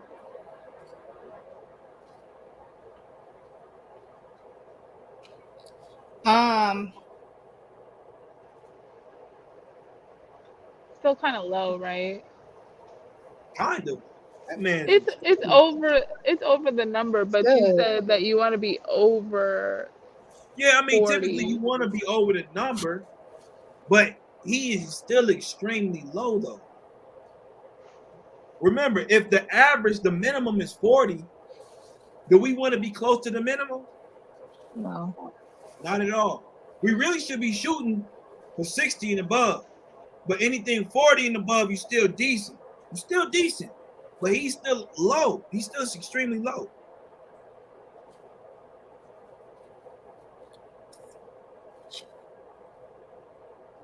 So what could this mean? His heart is at risk. His heart is at risk. Good job. Good job. And this means that, again, we literally can see that he's having absorption issues. He's definitely having absorption issues. But that should be higher than that, honestly. Honestly, it should be higher than that. But the minimum, even according to them, is 39.40, okay? So even, like, it's not major risk, but can we say we can see where this can go? Mm-hmm. Yeah. Absolutely. So the next one is VLDL, which means very low density lipoprotein, again dealing with amino acids. So this is pretty much where the liver is pretty much producing these proteins, and it releases it into the bloodstream to supply the tissues with triglyceride, which is the good cholesterol. The cholesterol here. Y'all follow me so far? Yes. All right. So this is the good fats. So where can we get good fats from? You got your avocados. The avocados actually produce good fats. Okay. So a good percentile for this clearly is 5 to 40. So we see he's at 23. Can we agree that this is average? Just about. That's about Mildly average. low. Yeah. Mildly low. Okay. That's average. Okay. So with this being this way, if let's say if it was over 40, then we for sure know that he's going into he's going pretty much going into heart disease because this is dealing with the low dense lipoproteins, but we're dealing with the cholesterol levels. Okay, so again, you have good cholesterol, bad cholesterol, where the VLDL is dealing with the very low density of that lipoprotein or cholesterol, or as we see, CALC, calcium. Okay. Now let's say if this was very low, this shows that he can be going into a depression, and depression is Be dealing going with into what? depression. Depression. Okay. Because where do depression stem from, y'all? Lack of What gland? this is What gland is in charge of the hormones? the Not the adrenals. The thyroid. The thyroid is in charge of the hormone, the hormonal growth. Y'all with me so far? Mm-hmm. All right. Well, luckily I would say he on average. I would say he's on average. He's right in the middle. But now we go to the low density lipoprotein cholesterol, which he is definitely over. The average is 0 to 99. You want to definitely be below 99, but he's at 104. So that means I know for a fact if it's high, I don't give a damn if he's telling me he eats all fruits and vegetables. I know by this number he is lying. Mm-hmm. He is lying his ass off. Mm-hmm. Because this is only way you can have such a number by that is you eating too many fatty foods, you eating processed foods, you eating dairy. You see that? and you looking at the LDL numbers right now? Yeah. Or you eating foods with low fiber. Because it is clear that you have a malabsorption issue. It is clear that your cells are dehydrated so far, or they're getting there. It is clear that your defense mechanism is down. So it's only clear by your numbers that you are eating bullcrap. You're not what Jay-Z say, men lie, women lie, but numbers don't. You can't get away from the numbers. Yeah, brother, I swear I've been eating fruits and vegetables. No, you haven't, brother. No, you haven't. Your numbers are saying something totally different. But but let me be fair too. Because you know you can actually still get these numbers from eating processed fruits. Let me be fair. Because if you having low fiber, and remember, most of the fiber comes from what, y'all, in the fruit? The skin, The skin and what else? the seed. The seeds. So now, if ain't no seeds in the fruit, I can see why your iron is low. I can see why your cells are dehydrated. I can see why your white blood cells is down, because you're not getting enough nutrition even to your cells, because you're eating processed foods like seedless fruit or Beyond Meat burgers or Impossible burgers or hella beans and hella bread. Numbers do not lie, y'all.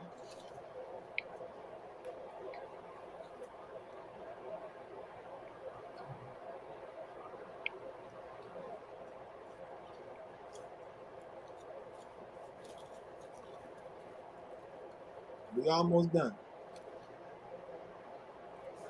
Next, the glucose. Everybody see that? Yeah. The glucose is pretty much dealing with your blood sugar levels. Write that down. Glucose is dealing with your blood sugar levels. Now, this is how we're going to know if you have are you a diabetic or not. The range is from 65 to 99. His value is 78. So where will we put him at, y'all?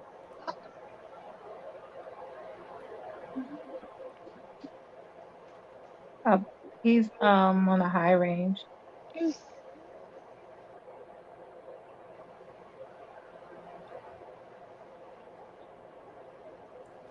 I would say average.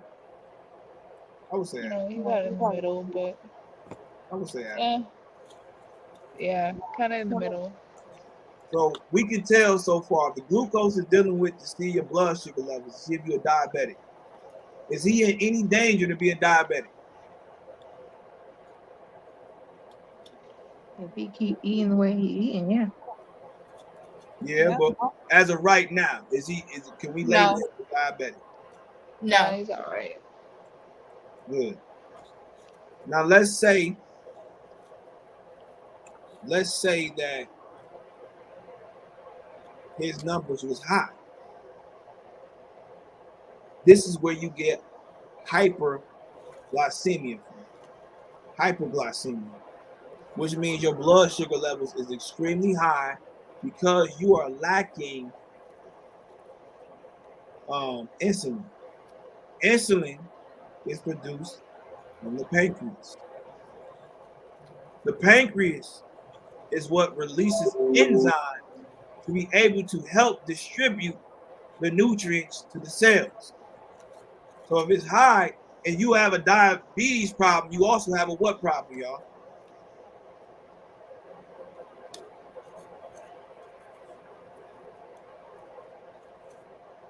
If your blood sugar levels is high, and we can clearly see you have diabetes, we also know that you also have what problem, y'all? Let's explain it. Pancreas. You have a pancreas issue. Attention, Which means- your battery is running low. Please plug in the power adapter now. Which means, again, your body is not producing enough enzymes, which now it really makes sense. It would make sense. It would really make sense at that point if your cells are dehydrated. You're not distributing enough nutrients because you're lacking iron when the iron gives the oxygen to even distribute the nutrients.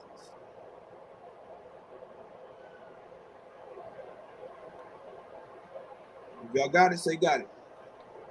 Got it. Yeah. Now, if you're producing too much insulin, this is what actually makes you go into a seizure.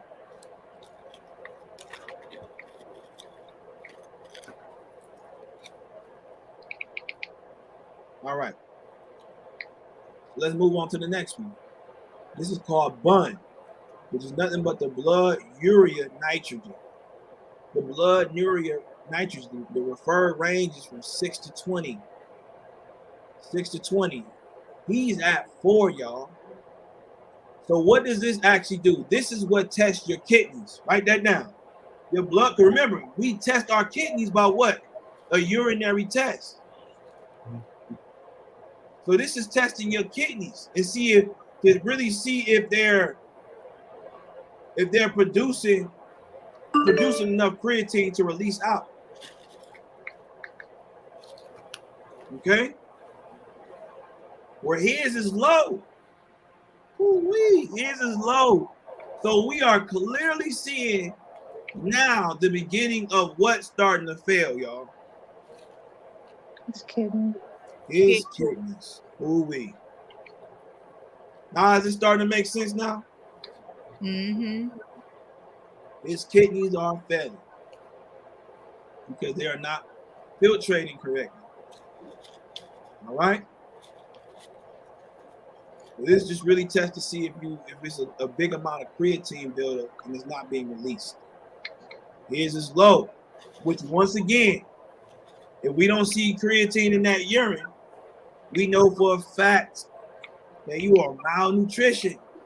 You are lacking simple amino acids, what they call protein, which now again is signs that you could be having a what disease, y'all?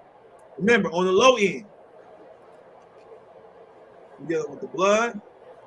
And remember, if it's getting dumped, since he's not filtrating correctly, and the kidneys is not, not the kidneys, but the lymphatic system is not, the lymphatic system is stagnated, Now these chemicals is getting dumped where, y'all? In the blood. In the blood and where else? The liver. The liver. Y'all The get it. liver. There we go. The liver. This is why you got to constantly detox the liver and gallbladder. Because when you're backed up, that's where everything is getting dumped at. Your blood and the liver.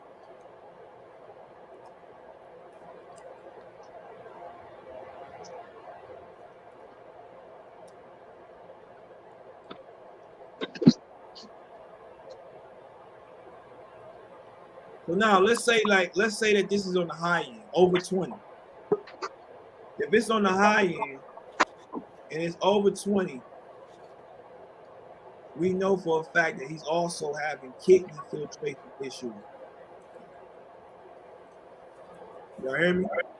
Mm-hmm. You know for a fact that he's having kidney filtration issues if it's on the high end. Which then tells me if he's having a backed up kidney filtration issues, that for a fact that he's having a GI tract issue, which is gastrointestinal issue because of malabsorption. Oh my God. Which keep going back to cellular dehydration.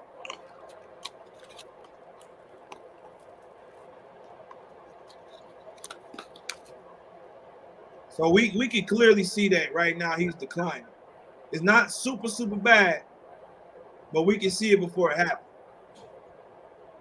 We can see it before it happens. The next is the creatinine, or they call it serum. The average is 0.76 to 1.27. He's at 1.23. When we say that he's average, Syorsha, high or low?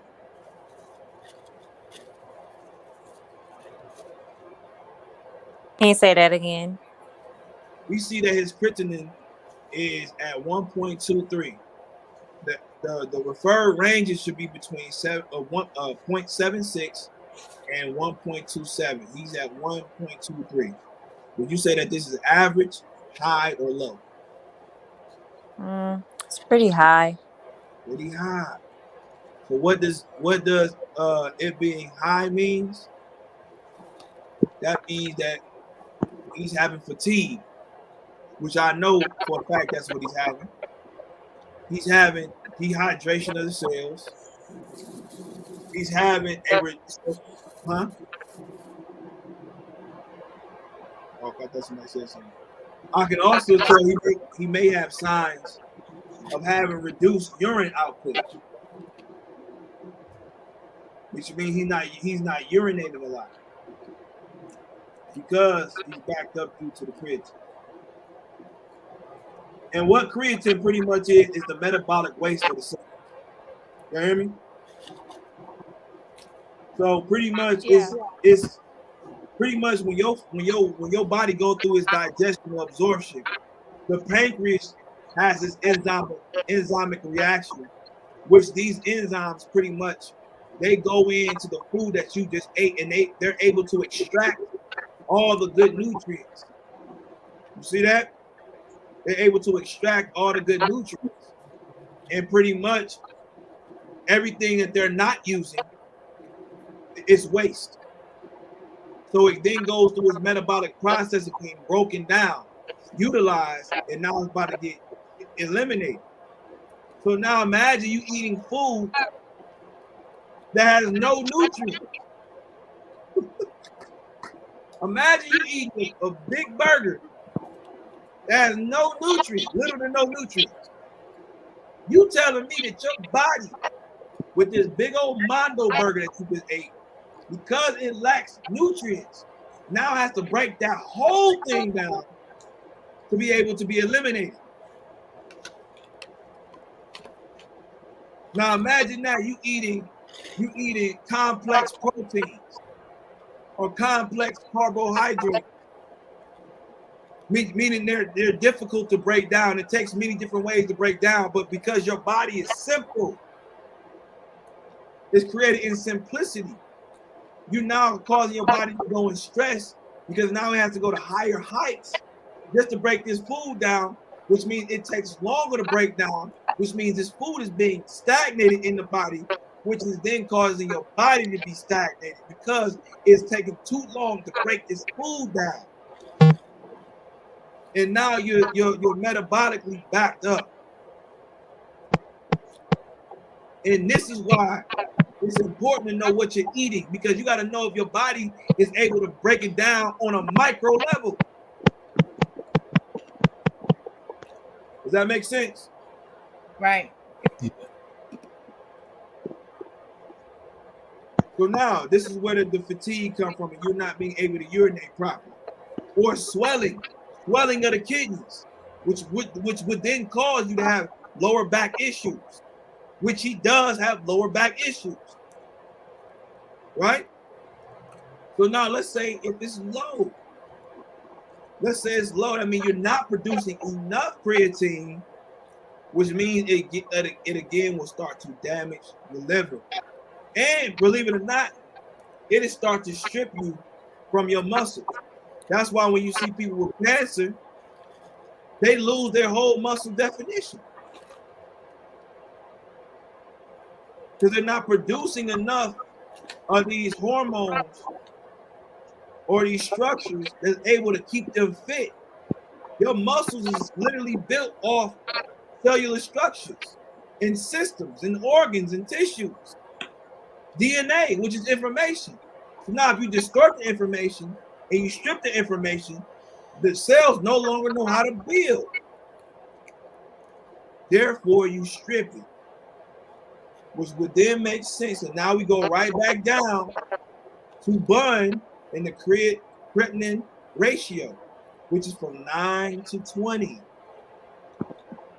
Which is from 9 to 20. And he's, once again, he's at a low rate, y'all. He's at a low rate, which would now make sense of why he has kidney stones.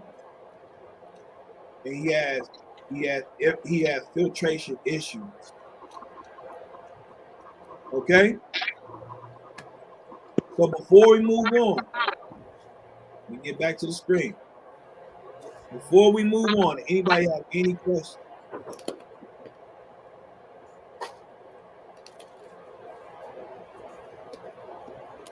Anybody have any questions?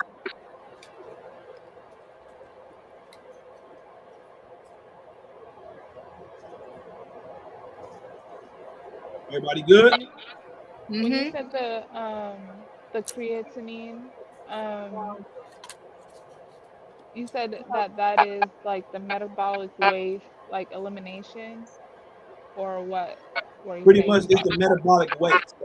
All it is the metabolic waste that needs to be removed from the body. Oh, okay. All right. So y'all keep that in mind, because I'm about to test y'all in a little bit. But I want to go to the next screen.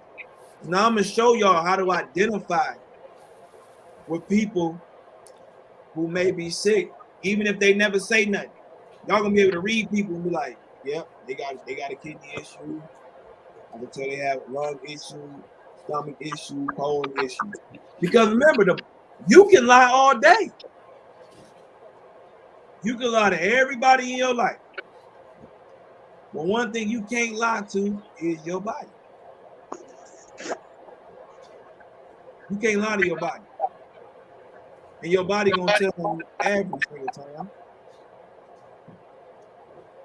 And the crazy thing is there's actually nothing you can do about it. Except eat right. Balance yourself. So now, does everybody see this right here? Everybody see the picture? Yes. Okay. What we're doing is called reflex. It's one thing called reflexology, and it's something called irisology, where you're able to read people's eyes, their skin, even their pressure points within the body. This is how you know if somebody's carrying bad energy, negative energy, or acidosis, all those things. You understand? Yes. All right. So what we have here, you see where the stomach, kidneys, and liver is from the face. Y'all see that? Yeah. Yes. So y'all see the almost like the black ring around the eyes? Yeah. Anytime you see somebody with black spots or a black circle around here, you know they have gut issues, kidney or liver issues. But how you know specifically they're having kidney or liver issues is that their eyes will be yellow Mm-hmm. or they will have dark spots within the iris, within the eyes.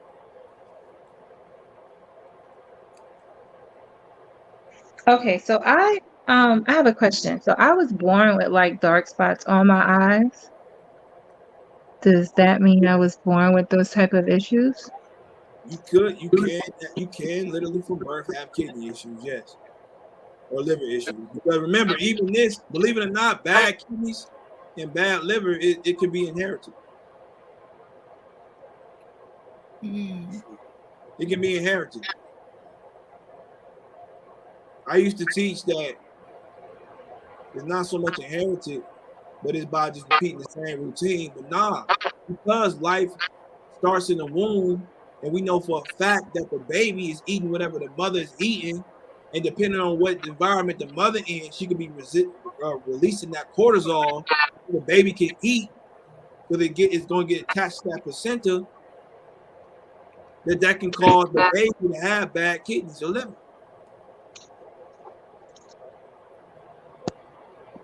That's why you got to be careful who you with, what environment you create, especially you talking about bringing life here. You said that the black spots are means that it's the liver and the kidneys, or just one of them, and then the yellow spots is the liver. Like which one's which, Well, or is it remember, both? if there's one thing, there's what? It's okay, so it's both because they're both filtration and they're both connected in that way, If you having right? black rings, yep, black rings around here, you having a stomach issue, kidney issue, liver issue, and all this is dealing with what? Filtration. Hmm.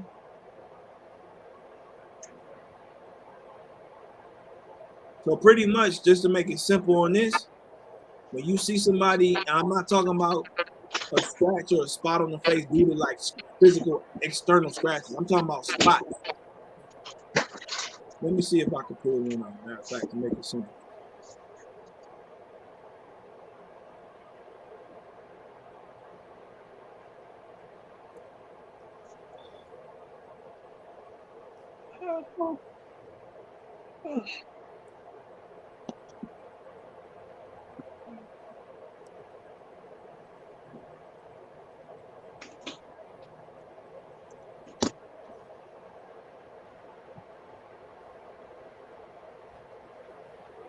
Let me see a good one. So like this one, this is a good picture. Y'all see that right here? Mm. Another one, yellow eyes. See that? Hmm. Everybody see that? Yes. Yeah. Go to another one. Go to the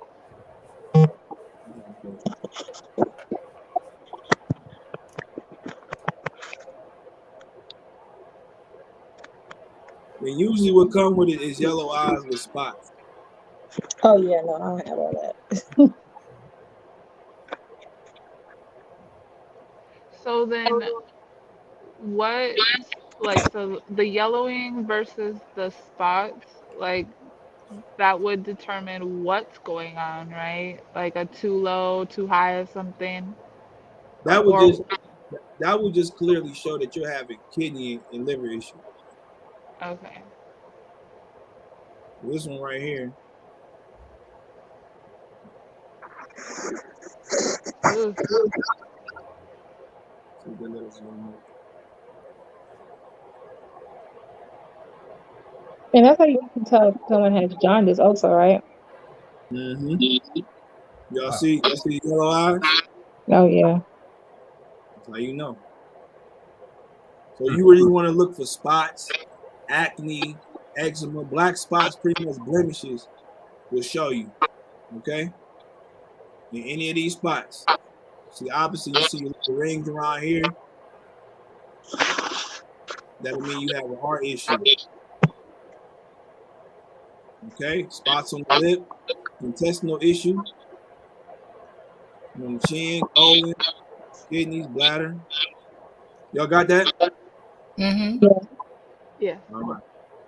So another way too, and I mean, this typically ain't got nothing to do with hers, but you can test it on yourself. This is where acupuncture comes from. You see, they're able. If you ever study reflexology, if you ever got a massage before, and somebody told you, oh, you're very tense. You're very tense. What they're showing you is that you have energy blockages. They're showing you have energy blockages. So now you're able to read this, and you should ask them, okay, what area of my foot is most tight? So then if they say right here, the blue part, you know that you're dealing with the left side, which is your thyroid, right here. And most people right here, believe it or not, most people are right here in the middle. That's where the most intense part of people's foot is, right in the middle. And what is that dealing with? Your stomach. Here we go. Your adrenal glands, your pancreas. You see that? Mm-hmm. Going right back to what, y'all? Good. Your gut. Going right back to your gut. So we make this very simple. Again, we got the hands. Can you blow it up? Okay, thanks. A lot of people got tension in their hands as well. That's blockages of energy, once again. And depending on where and the tension is most, we can then start to identify what part internally is blockages of energy at. That's why they say your foot and your hands are what, y'all? Energy centers. Energy centers. And they what? They absorb. They absorb, y'all. Somebody just come back in.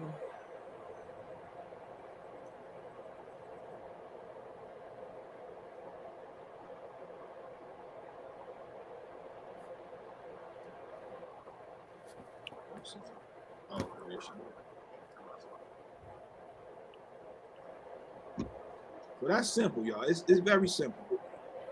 Let's do the test.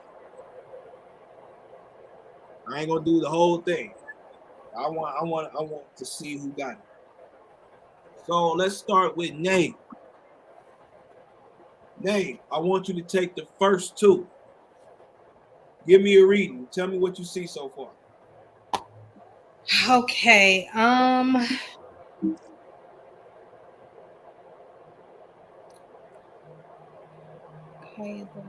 Ooh, I forgot the reference. Okay, so his is high. So, well, I said his or theirs is high. So, the Say the number disease for me, so we can is identify even for the people who will be listening again. it's 13.75, which is high. And that means the disease is taking over the body and toxins are being dumped into the blood. Um, Treatment would start at the liver, the kidneys, and the blood, and also the bone marrow. Okay. And the hemoglobin is low. So um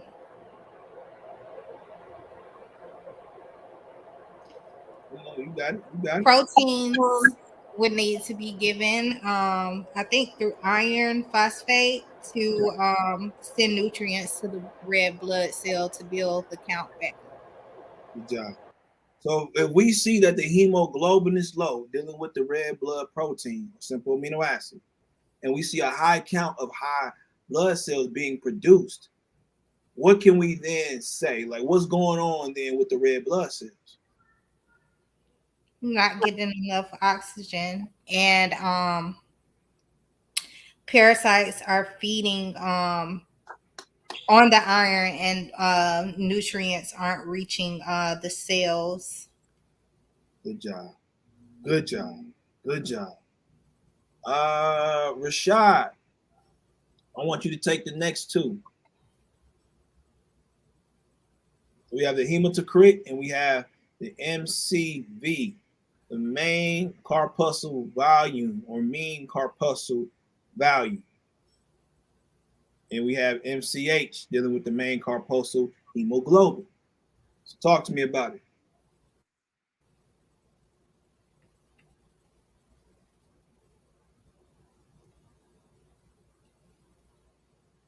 Rashad, you there?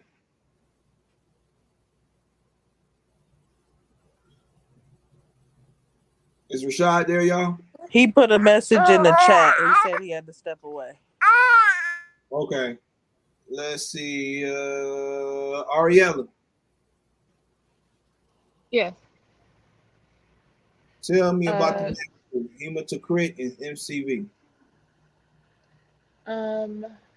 The hematocrit is low, so that would mean. Tell me the numbers. Oh, sorry. 29.9 is low. It's lower than the reference range, and that would mean that there's an issue with the liver, the gallbladder, malabsorption there's an issue with absorbing, utilizing, and eliminating, which could lead to like cancer and um, because he can't get rid of waste. You missed one. And The main important missed thing. one. What? Dehydration. Because of what? What is the hematocrit dealing with? Oh, I want to say it's dealing with the red blood cells. There we go. Everything else is good. Low Good job. oxygen, right? Good job. Good job. And iron phosphate as well. And so then with the MCV, with it being, it is what, 89, which is um it's kind of average. It's kind of average, kind of in the middle. Um, yeah, it's kind of in the middle. So I don't know what to do with that. So what does that mean? That means what? What could that mean? If it's balanced, what does that mean? Um,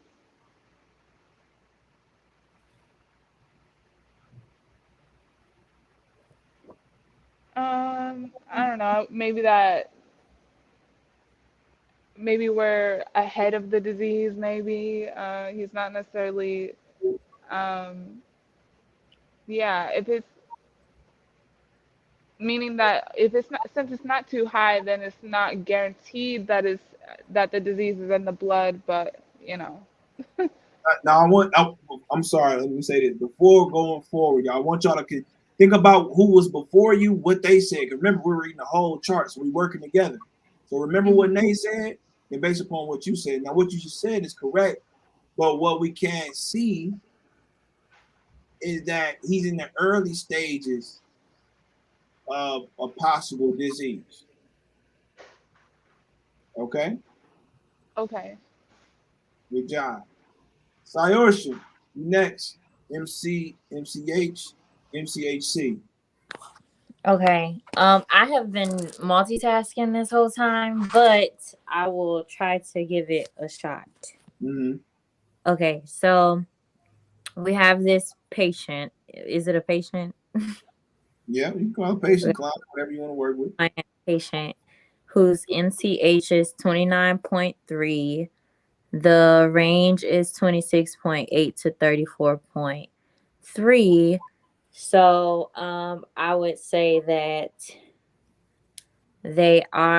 that isn't high or low. Maybe that's pretty average.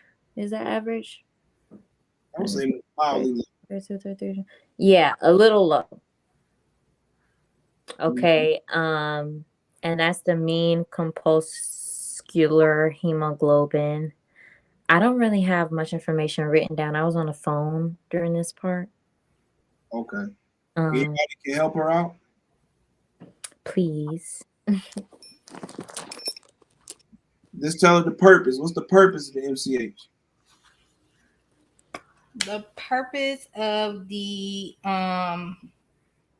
MCH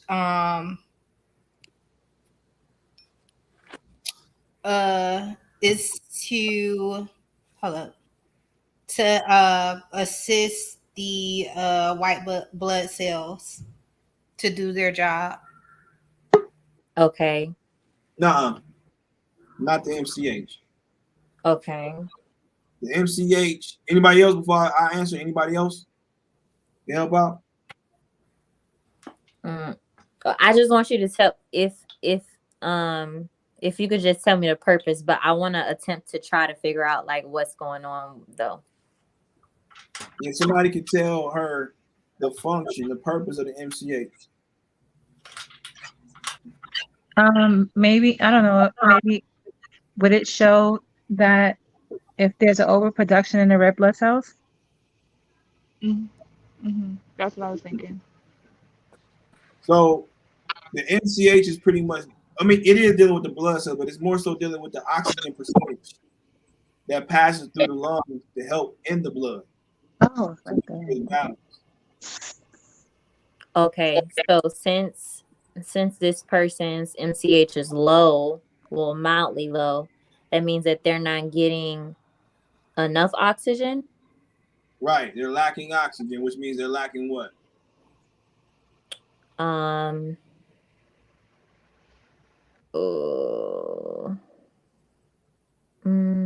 What helps bring the oxygen circulation? Blood circulation? Nope. What helps the oxygen bring the nutrients to the cells? Anybody want to help her? The lungs. Nah. It's a mineral. There we go. What mineral? Oh, iron. Oh, Iron. Iron phosphate. Good job. So now tell me about the MCHC. Okay, so this is the mean compulscular hemoglobin concentrate, which is 33.1. It should be between 31.4 and 37.4. So it's low as well. I'm guessing due to the same reasoning. Good job. It's lacking iron phosphate. Okay. Good job. Atara, let me know about RDW and platelet count. Okay. So the RDW is 15.0 and it is showing to be on the high level. Good job. RDW gives hold on, let me see what did I write. Being that it's really high, it means that the body needs to create more blood cells to balance it out. Which blood cells, red or white? Excuse me? Which blood cells, red or white? The red. Good job. Why?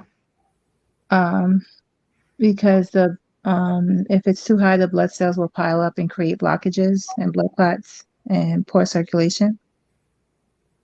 But why?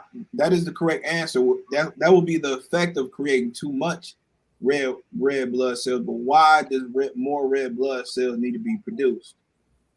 Because the white blood cells are low. Right, and so the purpose of the red blood cells is to help bring what to the white? Bring balance. Balance, but what is that balance they're bringing?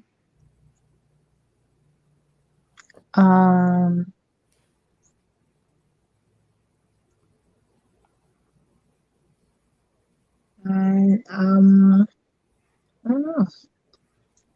Anybody help me? What is the purpose of the red blood cells? What are they doing? Transferring oxygen. They transfer oxygen, which is minerals, vitamins. So it has to bring more vitality, minerals to the cell so they can start producing more white blood cells. Okay. Okay. Now tell me, what is the platelet? What is that? What's that function? That helps create blood cells. Which blood cells? Got to be specific. Sorry. Red blood cells. Good job. Good job. Let's see.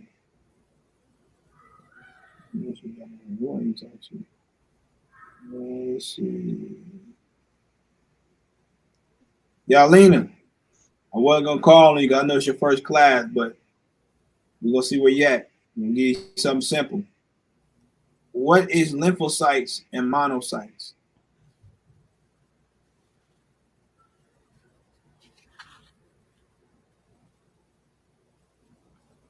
Lymphocytes and monocytes.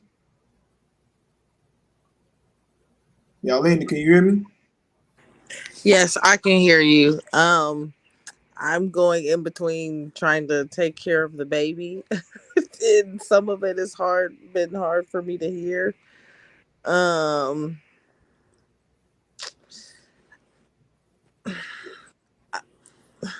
I'm just trying to pull things together I'm still trying to catch up on all the videos. I think I'm in classes. I still have one class to catch up on. That's no problem. That's no problem. Nay, you back up. Lymphocytes and monocytes. Okay. Lymphocytes deals with a bad bacteria, and the monocytes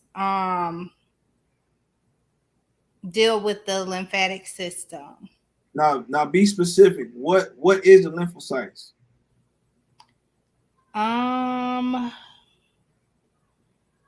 The lymphocytes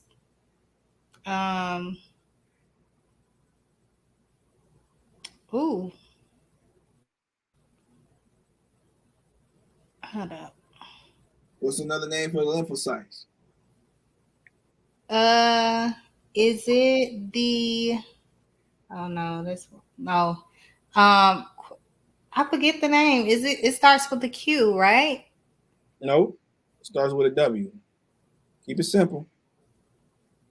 White blood cells. Here we go. White blood cells. That's all they is. And you're right. They're there to clean out the. Remember, the main soldiers of the lymphatic system is the white blood cells. Those are defenders. So anytime we talk about clearing out and defending against bad bacteria, we're always going to talk about white blood cells. So the lymphocytes are white blood cells? That's another name for them. Yep. White blood cells.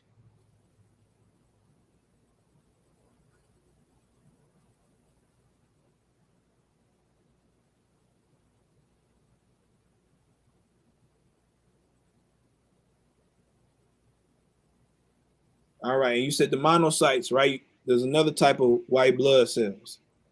Okay. So good job, Nate. Now, let's read the charts. The lymphocytes is at 19. The referred range is from 14 to 44. Monocytes is from 4 to 12, but this person's at 5. So what can we say then, Nate? On the monocytes. So with the low, well, average. That's an average.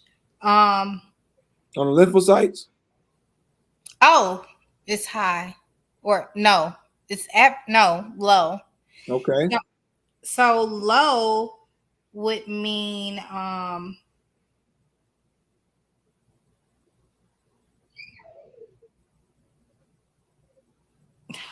okay. Low would mean I don't know what it means to be low, but I know what it means when it's high. Okay, tell me about when it's high. Autoimmune disease, Mhm. and the immune system is attacking itself, and that is linked to cancer. Good. So now I want to show y'all something special. If y'all didn't catch it, we clearly see in the WBC count that it's extremely high. That he's producing a lot of white blood cells, but the lymphocytes and monocytes is showing that it's low. So what could that mean? This is a team effort now. What could that mean? The Homo sapiens needs to be balanced because their disease is present. Disease is extremely present. If this is high, but this still reading low, we can say for sure that he definitely has an autoimmune disease. That means that even with it being high, he's not producing enough white blood cells to fight against the disease. That makes sense? Yes. All right. The last. I know. Okay. Never mind. Go ahead. Can you repeat what you just said? The last part. I was saying that if we see that he's clearly producing a lot of white blood cells, right? Right. So if he's producing a lot of white blood cells, but his lymphocytes and monocytes are showing low, we can then say that he definitely has an autoimmune disease because he's overproducing. It still needs more. He still needs more, which means the body is not defending itself correctly. And really, this is definitely showing that the immune system is now attacking the body.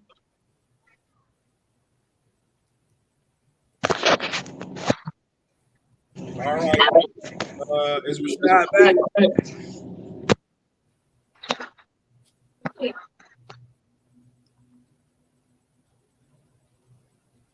All right. Atara.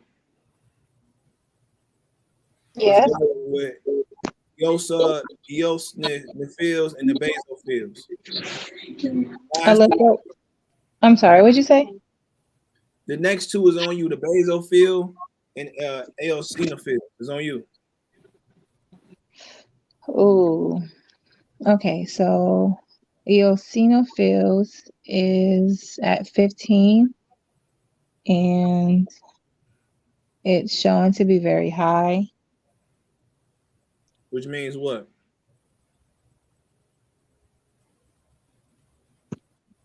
I don't think I wrote anything down with this one.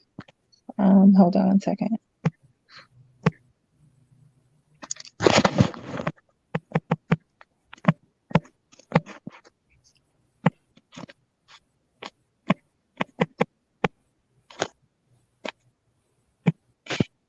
Can you hear me? Yeah, I can hear you. Okay. It means that he has parasites and he's probably dealing with some type of allergies. Good. He has allergies. He's dealing with diseases. Absolutely. Good job. And the basophil. I'm sorry.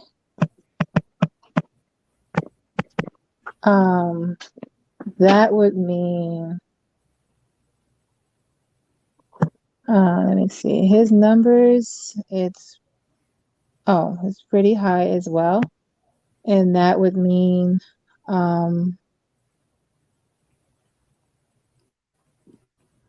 he is probably experiencing some type of autoimmune disease or infection. Which means it's leading up to what? Excuse me? Which means it's leading up to what?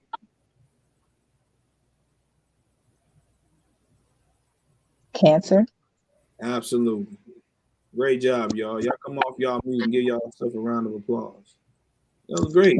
Y'all did good. Good job. Good job. Good job. Y'all come off mute. Give yourself a round of applause. Y'all did a great job. Good job.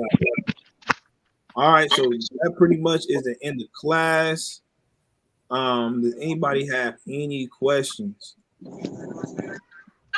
So I'm not sure if you said this already, but I just have a curious question.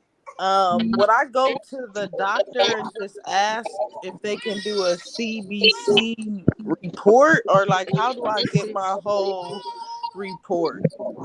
That's exactly. You go to the hospital. You say you want to get your readings. You want to get your CBC readings.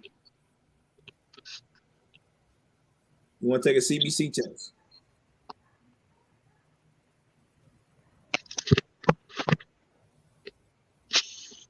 Okay.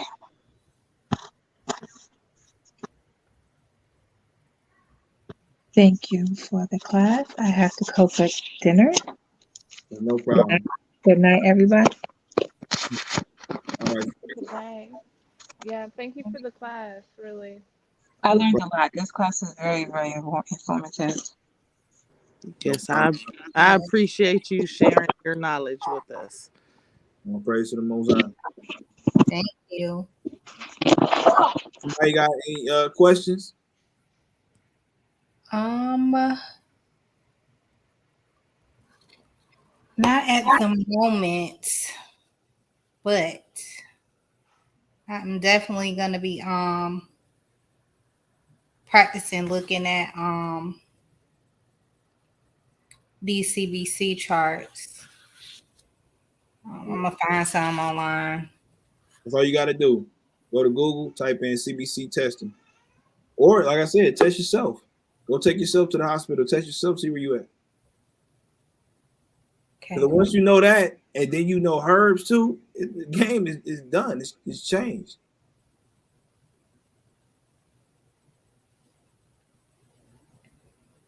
Yeah. Thanks so much. No problem. No problem. Well, if that's it, y'all. Again, I appreciate y'all. Hope y'all enjoyed the class. If for those who will be listening to the replay class, continue to watch it over and over if you didn't get it. Continue to practice by testing yourself first of all. Test your family. Tell them to go get the CBC charts and practice reading.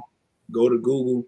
But when you get this down, when you're able to get these charts down and you know the companionated herbs and you know ratios, healing is not that hard. It's really simple once you just you got to get past their terminology to understand what they're talking about.